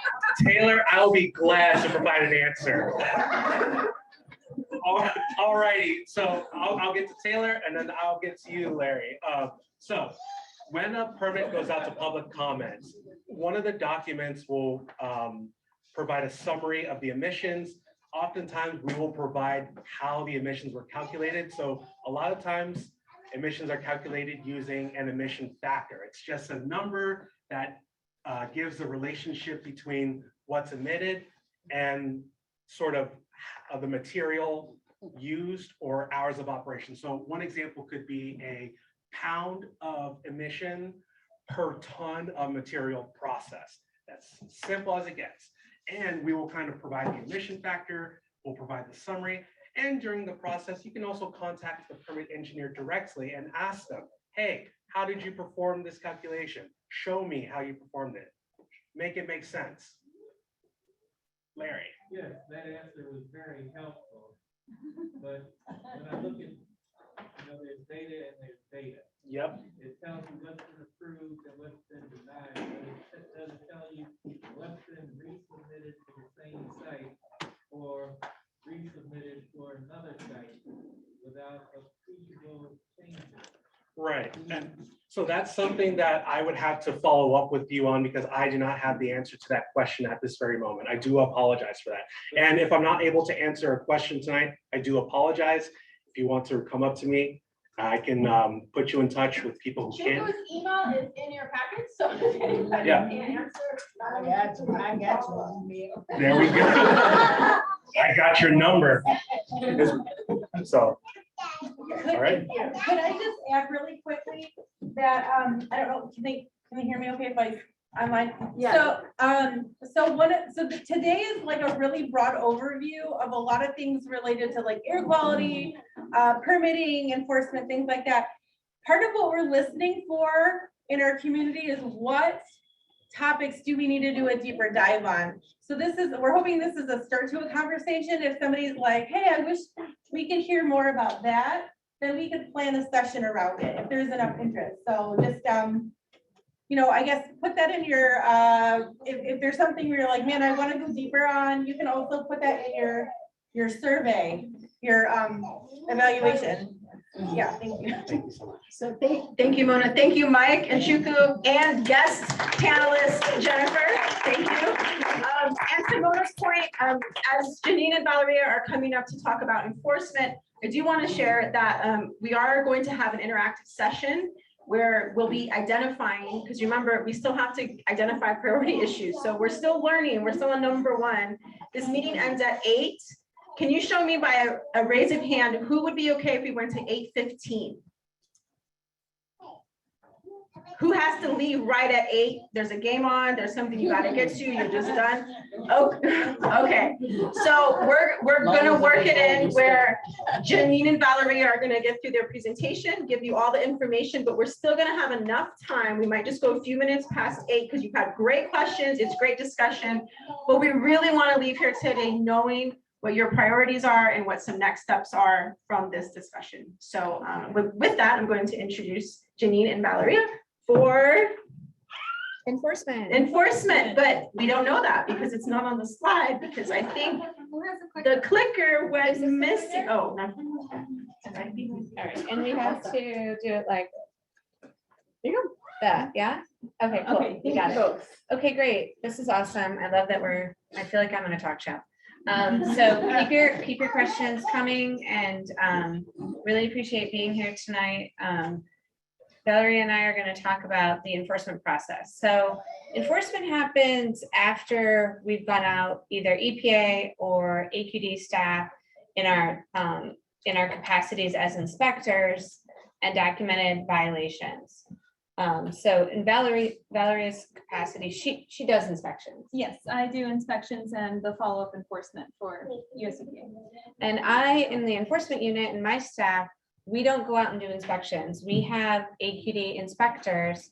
They are out of our Lansing district office. But this area is their jurisdiction. And I think you guys probably have reached out to them before and talked with them. So just so you can have a little bit of context of like where I work in the Lansing office, but I'm in the enforcement unit as the supervisor. And so we all share EPA and AQD. We have common objectives when it comes to enforcement and, actually the programs that we're talking about today, we both regulate sources of air pollution. We do inspections, we respond to citizen complaints.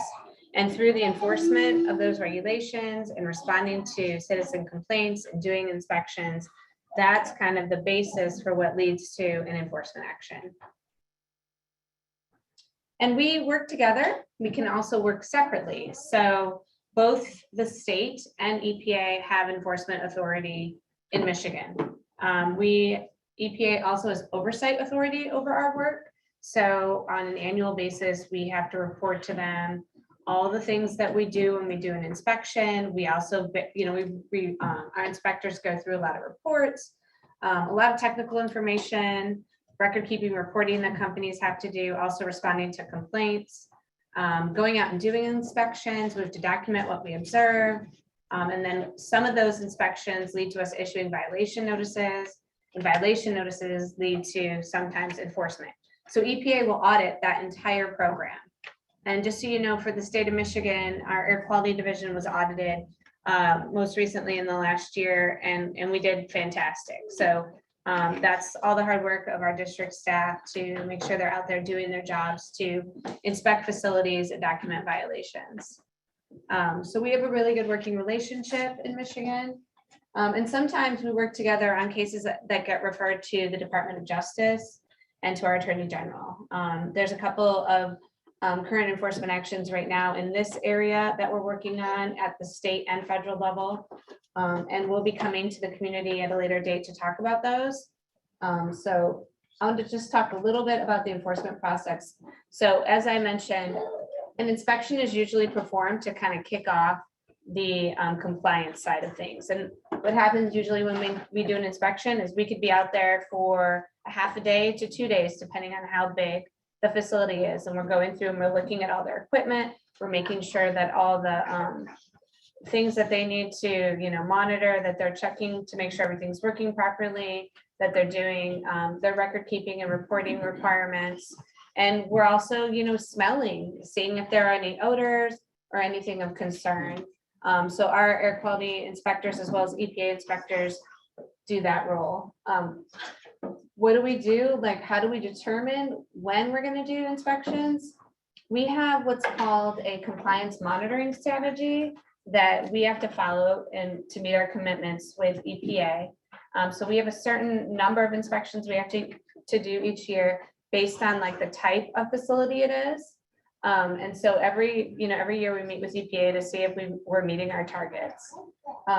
We also can, as we're driving through a community, we may see something that causes us to have concern. So we can also do what's called an inspector initiated inspection. And sometimes those lead to enforcement actions. And then citizen complaints is a big part of what we do. So obviously the community members are our eyes and ears on the ground, and they will call in and say, I smell something, I see something, and we'll investigate it. We also, like we talked about, air monitoring can play a piece too in whether we're going to find any violations. Companies are required to do what we call stack testing, where they will measure the emissions coming out of their stacks. And that oftentimes leads to enforcement if they're not meeting their emission limits in their permit. Okay, so I'm going to hand it over to you to talk a little bit more. And this, I think you might need to stand here. Yeah, I'm not sure how that works. That's good. So kind of like Janine was saying, there's several different ways an inspection can be initiated. One of the more newer initiatives that we're currently doing and we're currently working with the states are in community-based inspections. So I'm just gonna do that. So at US EPA, we're working with our air and radiation division to target and inspect sources at our more known as environmental justice areas or areas with environmental justice concerns, typically that are overburdened or have several facilities around. We have done a number of these community-based initiatives. More recently, we've done some in Southeast Chicago, Northeast Detroit, and in Flint. Flint was actually just last year. And so we essentially look at all sources or all air sources in a geographical area. So in Flint, we looked at all of the potential air sources in the area. And we work with community groups and environmental groups and to identify the biggest sources of concerns. And I can go further into that in the other slides. And then typically with these community-based inspections, we're also working with the state.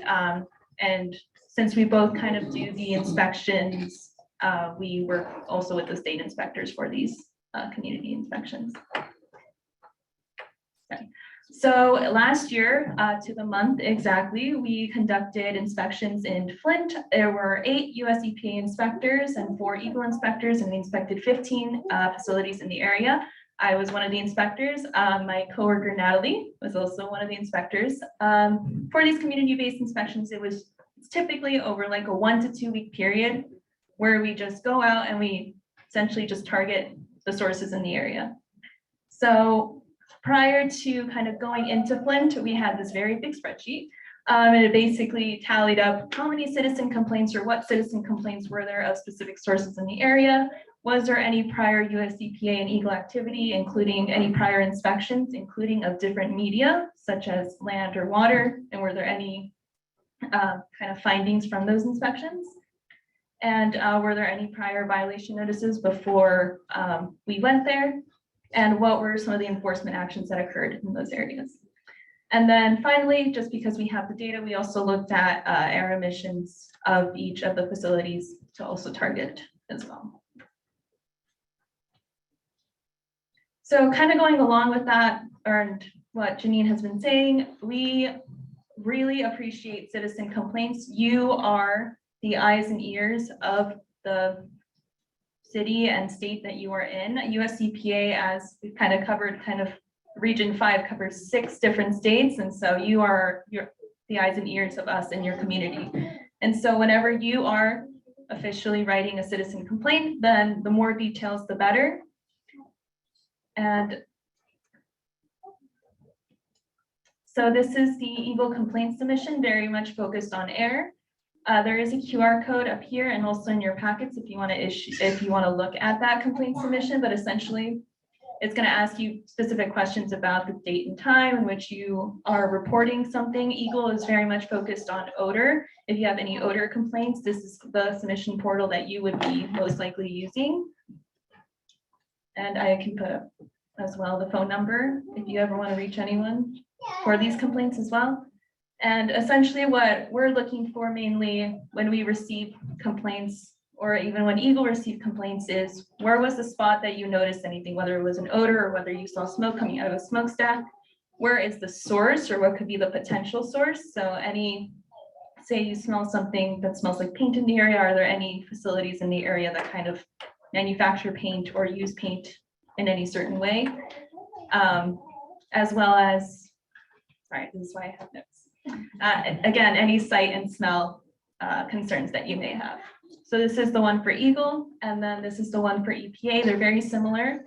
We ask that if you have a complaint, typically there are some limitations with citizen complaints. EPA takes a little bit longer to respond to complaints and to develop and go on inspections, just because there's only about like 30 to 40 of us, and there's 6 states. And so if you have any real immediate concerns about anything, then you should most likely submit to EGLE first, based on your time. And if you have time, submit also to EPA as well. And I'll pass back to Janine. Okay, great.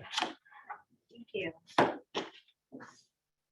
So we wanted to talk a little bit more about what happens when a certain subset of the violations that we issue are then referred for enforcement. So that means then that the company is going to be negotiating with the enforcement specialists in my unit. So it's, if we issue a violation notice, sometimes companies can just respond back and say, I corrected the violation. This is what I've done to come back into compliance. But there are certain violations that we need to basically have them come in and into our enforcement process, because either the violations were so significant, we want to make sure that if something like this happens again, that they're under an enforceable order where they're paying penalties for the violation.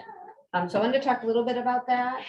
So the enforcement process starts with us issuing an enforcement notice. That's basically just a 1 to 2 page letter, which basically says you've been referred for enforcement. So they're aware that they now need to start the enforcement process. A lot of times, like I was mentioning before, companies are required to measure their emissions coming out of their stacks. And those, if they're exceeding their limits based on their permit requirements, for certain emission limit exceedances, they will be referred for enforcement if they don't meet their limits. There can be other things, like we receive a lot of citizen complaints for nuisance odors, and we go out and we document that there is a nuisance. They can also be referred to enforcement for those kind of violations. There can be, I don't know if anybody's familiar with the Stellantis enforcement action that happened in Detroit, where essentially the plant did not properly duct their emissions. So they had emissions that should have been going to what's called a regenerative thermal oxidizer, and that like basically cleans the air from their paint shop. And some of the emissions weren't properly duct there and were just going out into the ambient air. So that was a really significant violation too. So those are just some examples of violations that get referred to enforcement. Also, there's quite a few, we've expanded the types of violations that we take in enforcement. I would say our enforcement program in the last couple of years, we're doing a lot of enforcement in comparison to maybe like 5 years ago. I think the pandemic, we've just been like going like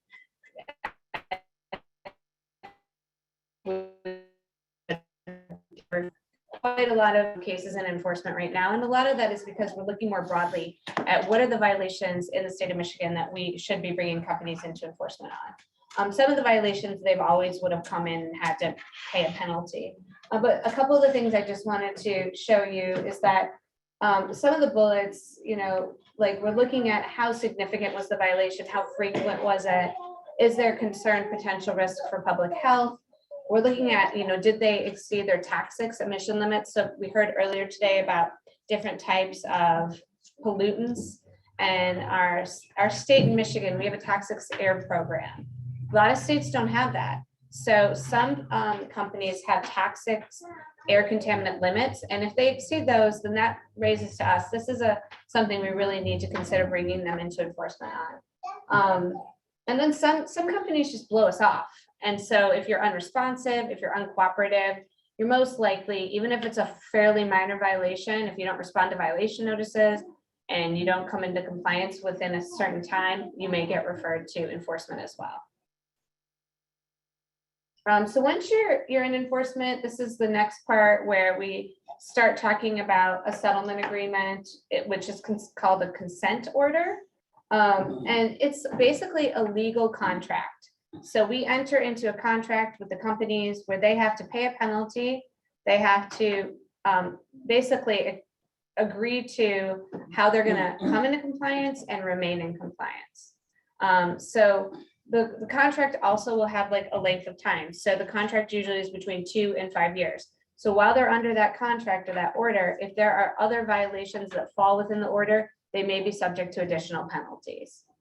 So enforcement can take some time because we spend quite a bit of time negotiating this consent order with the companies. It's not something we can just hand to them and say, here's your order. You're gonna pay this penalty. You're gonna do these things. It is a settlement discussion. So that's a little bit different. It's not like a ticket. It's something that they have to agree to and we have to agree to. So you don't just go to court, let's say. You know, a lot of the time we talk about penalties. So we follow the EPA penalty policy and calculating our penalties in Michigan. And I just wanted to let you know, the penalties in the state of Michigan, they go to our general fund unless a company is doing a supplemental environmental project. And I'll talk about that in a minute. Let me just go back for a second, just so you know, just for, you know, enforcement 101, air quality division in the state of Michigan traditionally has fairly high penalties in comparison to some of the other divisions in the state, because we are still following the EPA penalty policy. Crazy thing is, it was issued in like 1993, and it's got a really high inflationary rate because it's how many years old now? Oh my God. 93. I don't know. What were you doing in 1993? So essentially it's got a high inflationary rate. So our penalties are, I know a lot of times community members don't think the penalties are that big, but I just want you all to know we have much larger ones than some of the other divisions. And a lot of that is because of our interaction with EPA too. Companies know, like if they don't reach a settlement with us, the EPA might come in and levy a much higher fine and more violations. So we use that to try to get them to reach a settlement with us. I wanted to talk about supplemental environmental projects in case you weren't aware of what they are. They're basically a company can voluntarily, through the enforcement negotiations, say, we'd like to do a project within the community. So it's an environmentally beneficial project where they take some of the money that they pay in the fine and they put it back into a community project. And it's got to be a community project that meets the criteria of our SET policy. So it has to be like pollution prevention, pollution reduction, climate change resiliency. We look at some public health steps. And these all are reviewed and approved by us as part of the settlement. They still pay a portion of that fine, but here's some, and it can't be something they were already planning to do. So it's got to be something that goes above and beyond what they're required to do. Just a few examples. We recently, I think the one that we're probably the most proud of was a marathon in Detroit, the refinery. They went and worked with the city of Detroit Public Schools, and they put in at the school closest, the high school closest to the marathon refinery. They put in an updated air filtration system in the school. And this was, you know, as I think you mentioned, Jerry, about the impacts of, I think we were talking about the impacts of COVID on African-American communities. That was also part of it, was that to try to improve the indoor air quality at the school, because that school was fairly close to the refinery. So, you know, that was one of the projects that we were able to do through a supplemental environmental project that was part of the enforcement action. Some of the other things that we've done is in a landfill case that we did in Michigan in the last 2 years.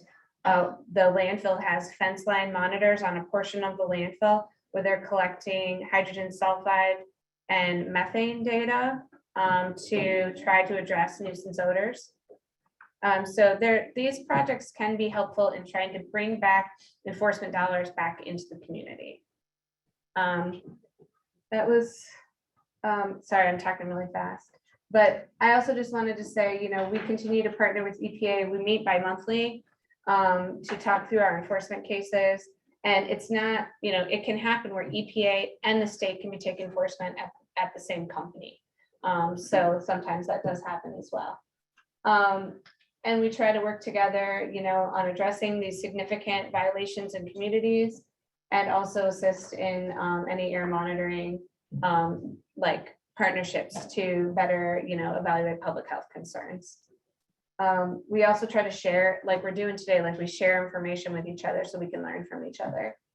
And I think the other piece I just wanted to mention, like we're doing today, we're doing a lot more community engagement. I mean, this kind of meeting, when I first came into AQD, it just didn't exist. And everybody's shaking their heads over there. You know, this is so important. I started here in 2013 and, you know, it's really a testament to the advocacy of all the community groups in Michigan, in our environmental justice communities that have really pushed and raised their voices to have these kind of discussions. So thank you again for your advocacy. And I know that you guys are really the ones that are exposed to all this on a day-to-day basis. So we really appreciate you being here tonight. And so this is what we've been doing more of, and public comment. We also have public comment on our enforcement actions. So that gives the community an opportunity to raise their concerns as well. So, yes. I noticed on your flow chart, public comment was at the last point. on Yes. that. Why isn't it at the first when they're the ones that are gonna be affected first? Yeah, no, that's a great question. And we've talked about that. Essentially, enforcement is, we could do some kind of community meeting to tell people there's been a violation in your community, we're going to be doing enforcement. But once we get into those enforcement conversations with the company, like where we're negotiating penalties, we're agreeing to a compliance program to come back into compliance, those conversations are like confidential until we've reached an agreement.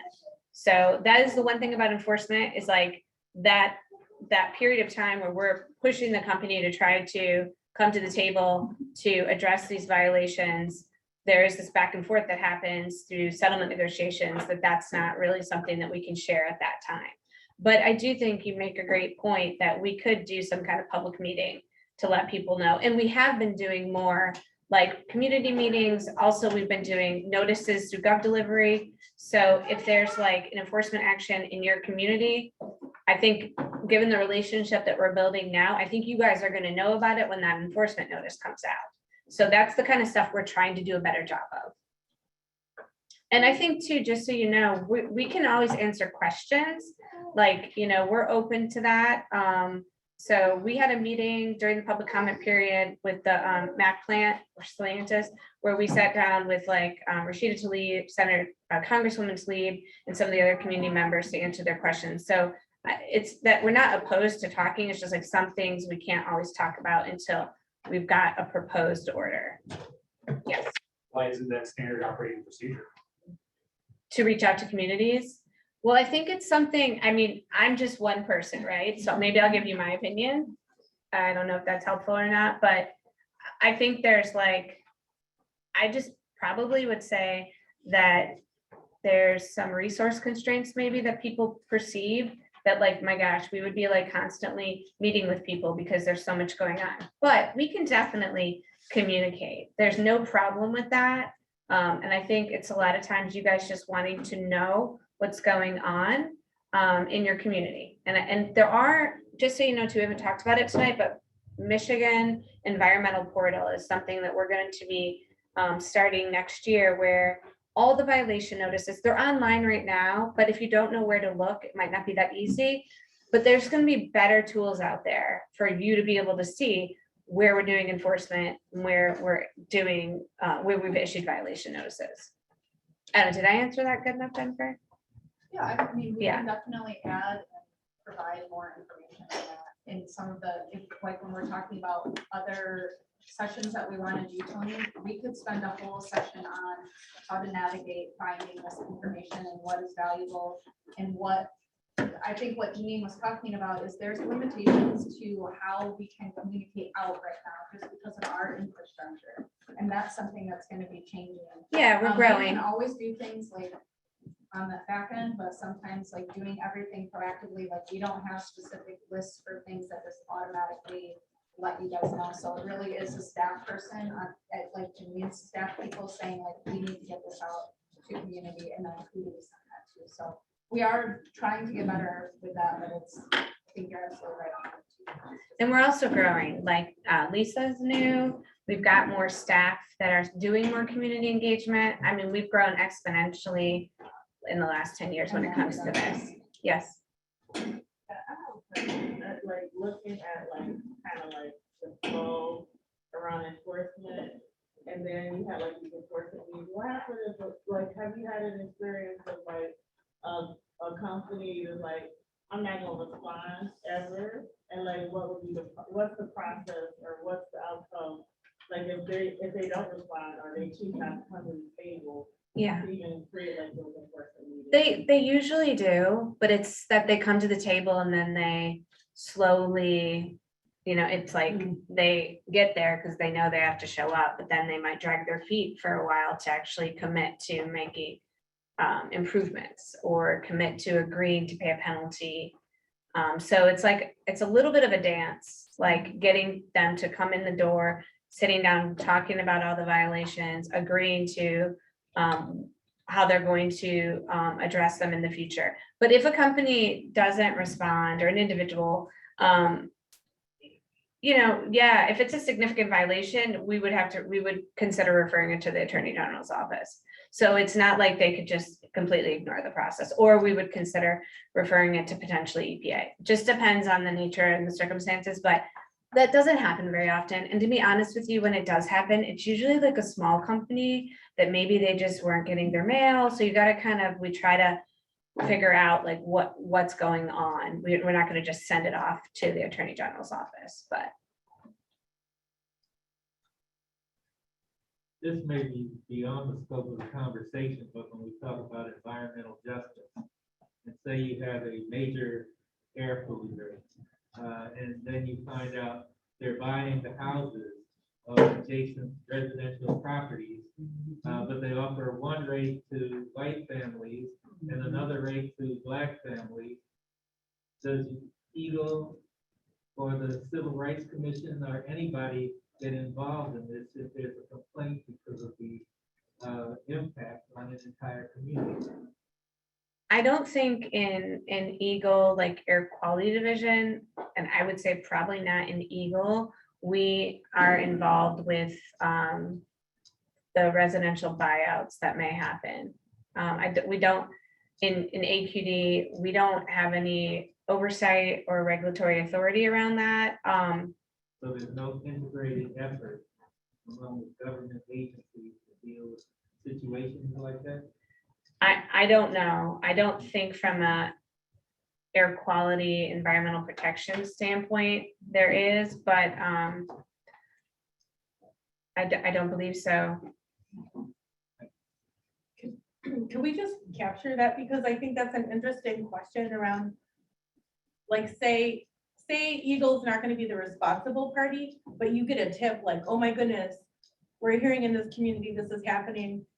There needs to be like, where does that then go? Well, and I'm just speaking about air quality Yeah. too, right? Like, I'm not speaking on behalf of like the public advocate or the environmental justice. I don't know, Katie, if you have anything more to add, like if that question's come up for you before. Yeah, from EGLE standpoint, I mean, we don't have the authority to implement something like that, but that could be something that's brought to our office that then we can, determine where is the appropriate authority to address this, or who we need to talk to raise awareness of the situation. So more broadly across state government, like how is this concern being addressed? EGLE doesn't necessarily have the right authority to address it. Could you please recap that for those on Zoom? So Katie was just mentioning that EGLE doesn't have the authority per se to get involved with residential buyouts, but that doesn't mean that it can't be raised through the Office of Public Advocate, right? That's those concerns, and then there could be a coordination amongst the government entities who may be involved. Great, well, thank you. Thank you. Ms. Alameda. are at time, but we agreed to stay just a few minutes over, so it's 8 o'clock right now. I see folks are packing up. I know we're getting tired, our bellies are full, we've got to get home. Bedtime, games on. I said, I know there's some game playing tonight. So if you are going to leave right now, please do fill out your evaluations. They're on the right side. And then Chuku in the back with the purple shirt, he's going to take those on your way out. We really would benefit greatly from your input on this meeting because we'd like to have more of them. So with that, for the next couple of minutes, we did have an interactive activity plan, but we're going to just get your feedback directly. So if you can just share with us from what you heard tonight, what are some areas you would like to learn or know more about? And if somebody says something that you agree with, raise your hand and say yes, and we're going to mark that as extra. So we'll start with Ms. Deborah in the front. Is there anything tonight you would like to learn more about?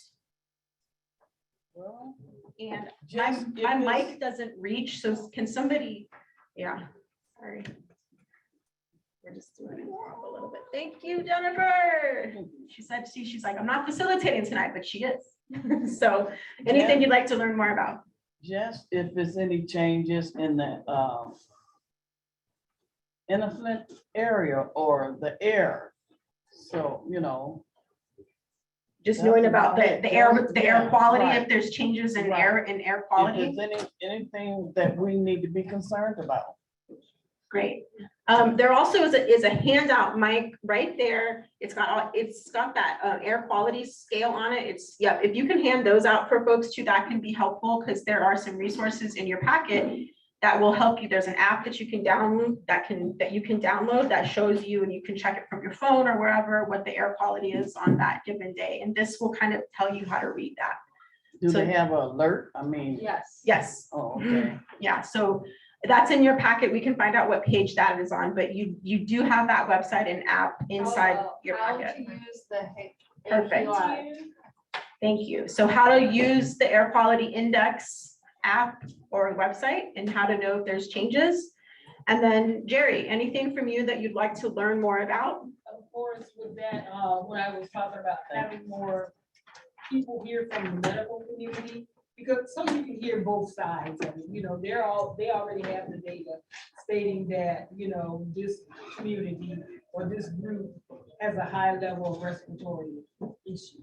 Great. So if we could learn and have more people from the medical community. So engaging, integrating with medical folks on public health impacts. State health departments fall into that for you, Jerry, as well? State health department? Yeah. Tony, before you leave, anything else you'd like to hear a priority for you tonight that you'd like to hear more about? And then Dr. Reynolds, I see you. Fine particulate matter and how that we can combat that in our communities. Great. PM, fine PM. And then Dr. Reynolds. Yes, the issue of cumulative impact and environmental justice is preeminent in that. How will activities between state and federal agencies be connected so that those issues can be addressed? Great. So cumulative impacts and environmental justice communities, and especially how are the different levels of government agencies interacting. And I did hear that earlier, just more integration and understanding how, because tonight you have two great agencies here that are here, but there's a bunch missing. And we don't know, so maybe learning more from them and how this is more of a holistic opportunity for a conversation. And then Carrie? Yeah, it's Carrie. The only thing that I remember thinking was during the permitting process, does EGLE or the EPA, if there's a community group that hears about a plant, but doesn't really know, you know, what items to be concerned about, you know, is there any kind of advocacy that they could apply for, you know? Great. A deeper dive into like Yes, how you what know, the permits are. and they call your department and say, we hear this plant is going up, i.e. the asphalt plant. I don't know anything about asphalt, but So here, I think what I'm hearing you say is how to get more information on what's happening with what's been permitted, what's going, but also maybe, I don't think the agencies here would getting in touch with who's advocating. So who are your community folks? And we actually have some people here. There's Mona, there's Naira. So the folks in your community who are monitoring this, connecting to them, and maybe there's some community sessions that are coming out of this or something that would be a follow-up for how to get folks to know. And that might not be so much on the agency side, but the community can do that and invite the agencies back and follow up on how to do that. Amari, and then I'll come back over here. Can we do a more deeper dive in air monitoring and seeing how like the community can become involved in participating or understanding or the awareness behind air monitoring, especially in communities that are near these factories or polluting areas, like do some deeper sessions on air monitoring.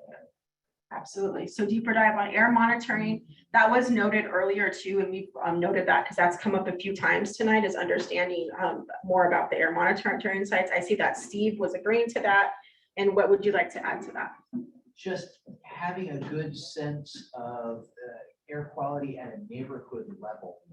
A single sensor and an air quality index that can rise and fall on a day-to-day basis, but nothing that tells residents of a particular neighborhood area or even census tract that they're at greater risk because of their proximity to any given source.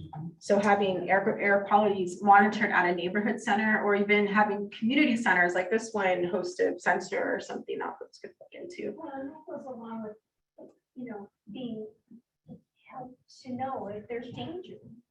Absolutely. Thanks, Carrie, for that. And then Lisa wanted to add. Yeah, so Barb Smith in the chat said it would have been helpful if the presenters on the permit process had created a scenario and walked us through the process so that we can experience what it would be like as a resident of the community participating in the permit process.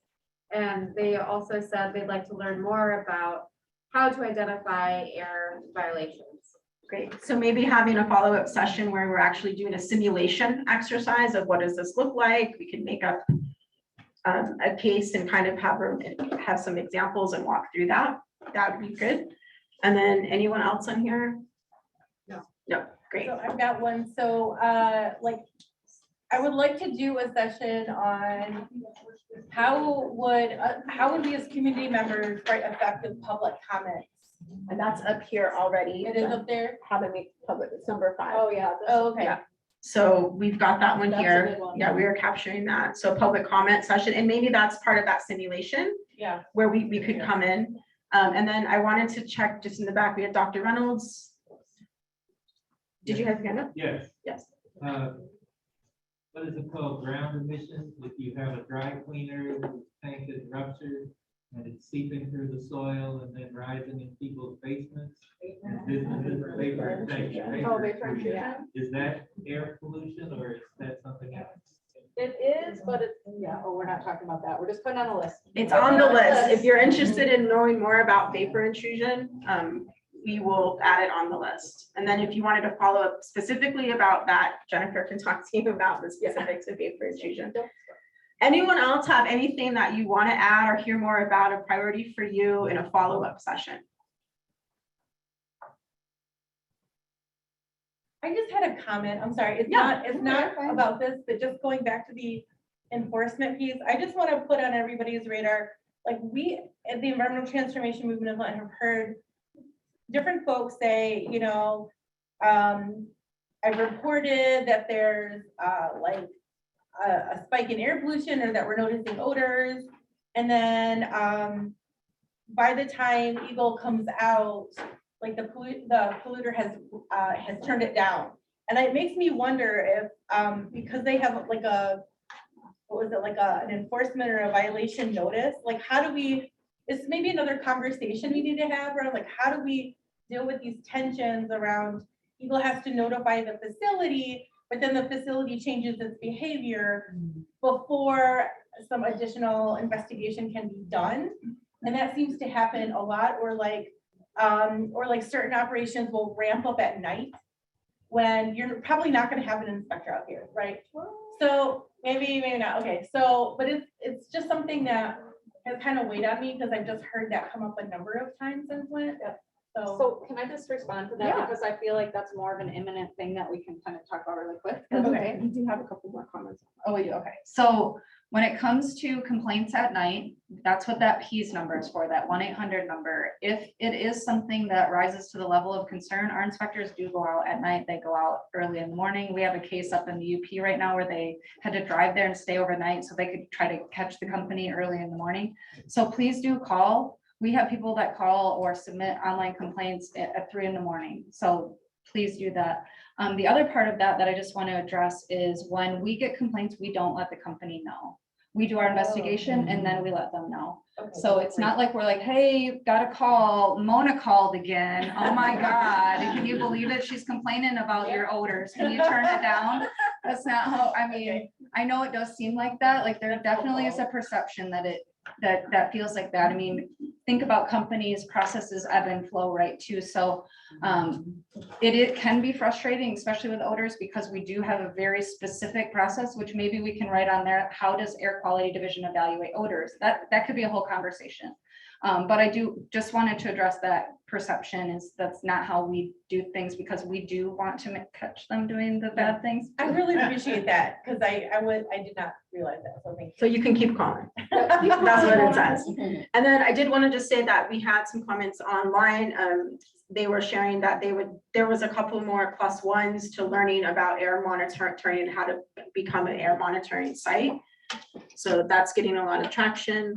And I think the rest of these are from our team. So yes, Mona. I'm sorry, just Don't like a apologize, it's logistical fine. thing. Can we please ask everybody who's joining us via Zoom to, if you'd be willing to drop your contact information in the chat before you go? Because some people may have signed in and then I put the Zoom link out there on Facebook.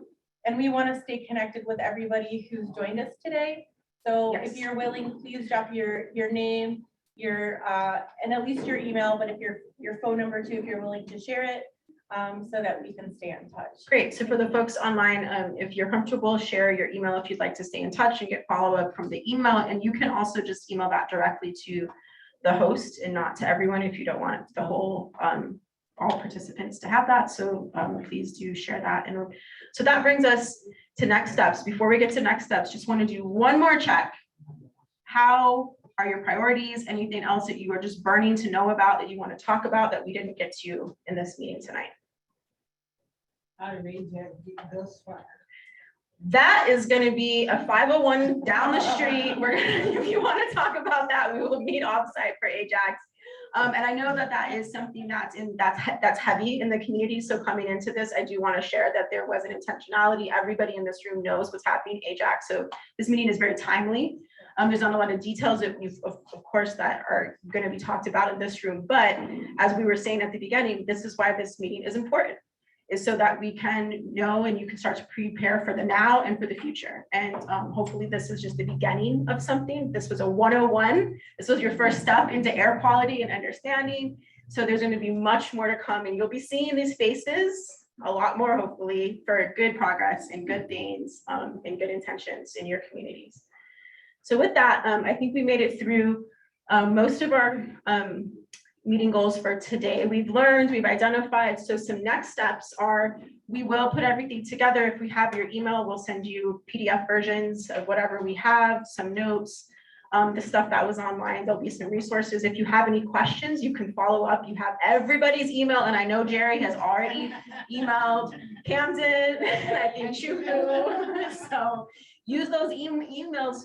We're here for you. These folks are really here for you. So please use that contact information. And we've set up a Google Drive folder that we're gonna drop some more resources in for everybody. So if you have your email, you'll get the Google Drive folder. So you'll get like electronic documents folder. Your email is key to the future of this. So please share your electronic email. If you don't like email, you can share your phone number so we can make sure this information gets to you. If you took pictures tonight, or if you want to see pictures tonight, they'll be in that Google Drive also, so you can post them on your Instas and say how cool you had with all these folks tonight. Do an air monitoring, equality, and clean air 101 and saying, what do we want? Clean air. What do we want? Clean air. When do we want it? Clean air. When do we want it? Now. All right, guys, everybody give. Yesterday. Yesterday. All right. Give yourselves a round of applause, but everybody with a round of applause. Thank you for staying. Thank you so much for listening to us talk, for your great questions, your great conversation. Take care of yourselves, be well, take some food as you go out. There's lots of food back there. And Mona is gonna have the last word. You can tell I wanted to say something. But thank you all. Oh, and please, your evaluations, where is Chuku? Give Chuku, the man in purple, your evaluation form. We really wanna know how you feel right now. I also just want to say thank you to all the presenters and staff from government agencies who came out. This is a tremendous showing of love and care for Flint. That's the only way I can put it. It's a lot of staff here tonight, and I thank you because I know it's a lot of resources, both time. People traveled in from Chicago and other cities. Just thank you. And we've had hours and hours of planning that have gone into this. So thank you for caring. Thank you for being here, and let's continue the conversation. Thank you, guys.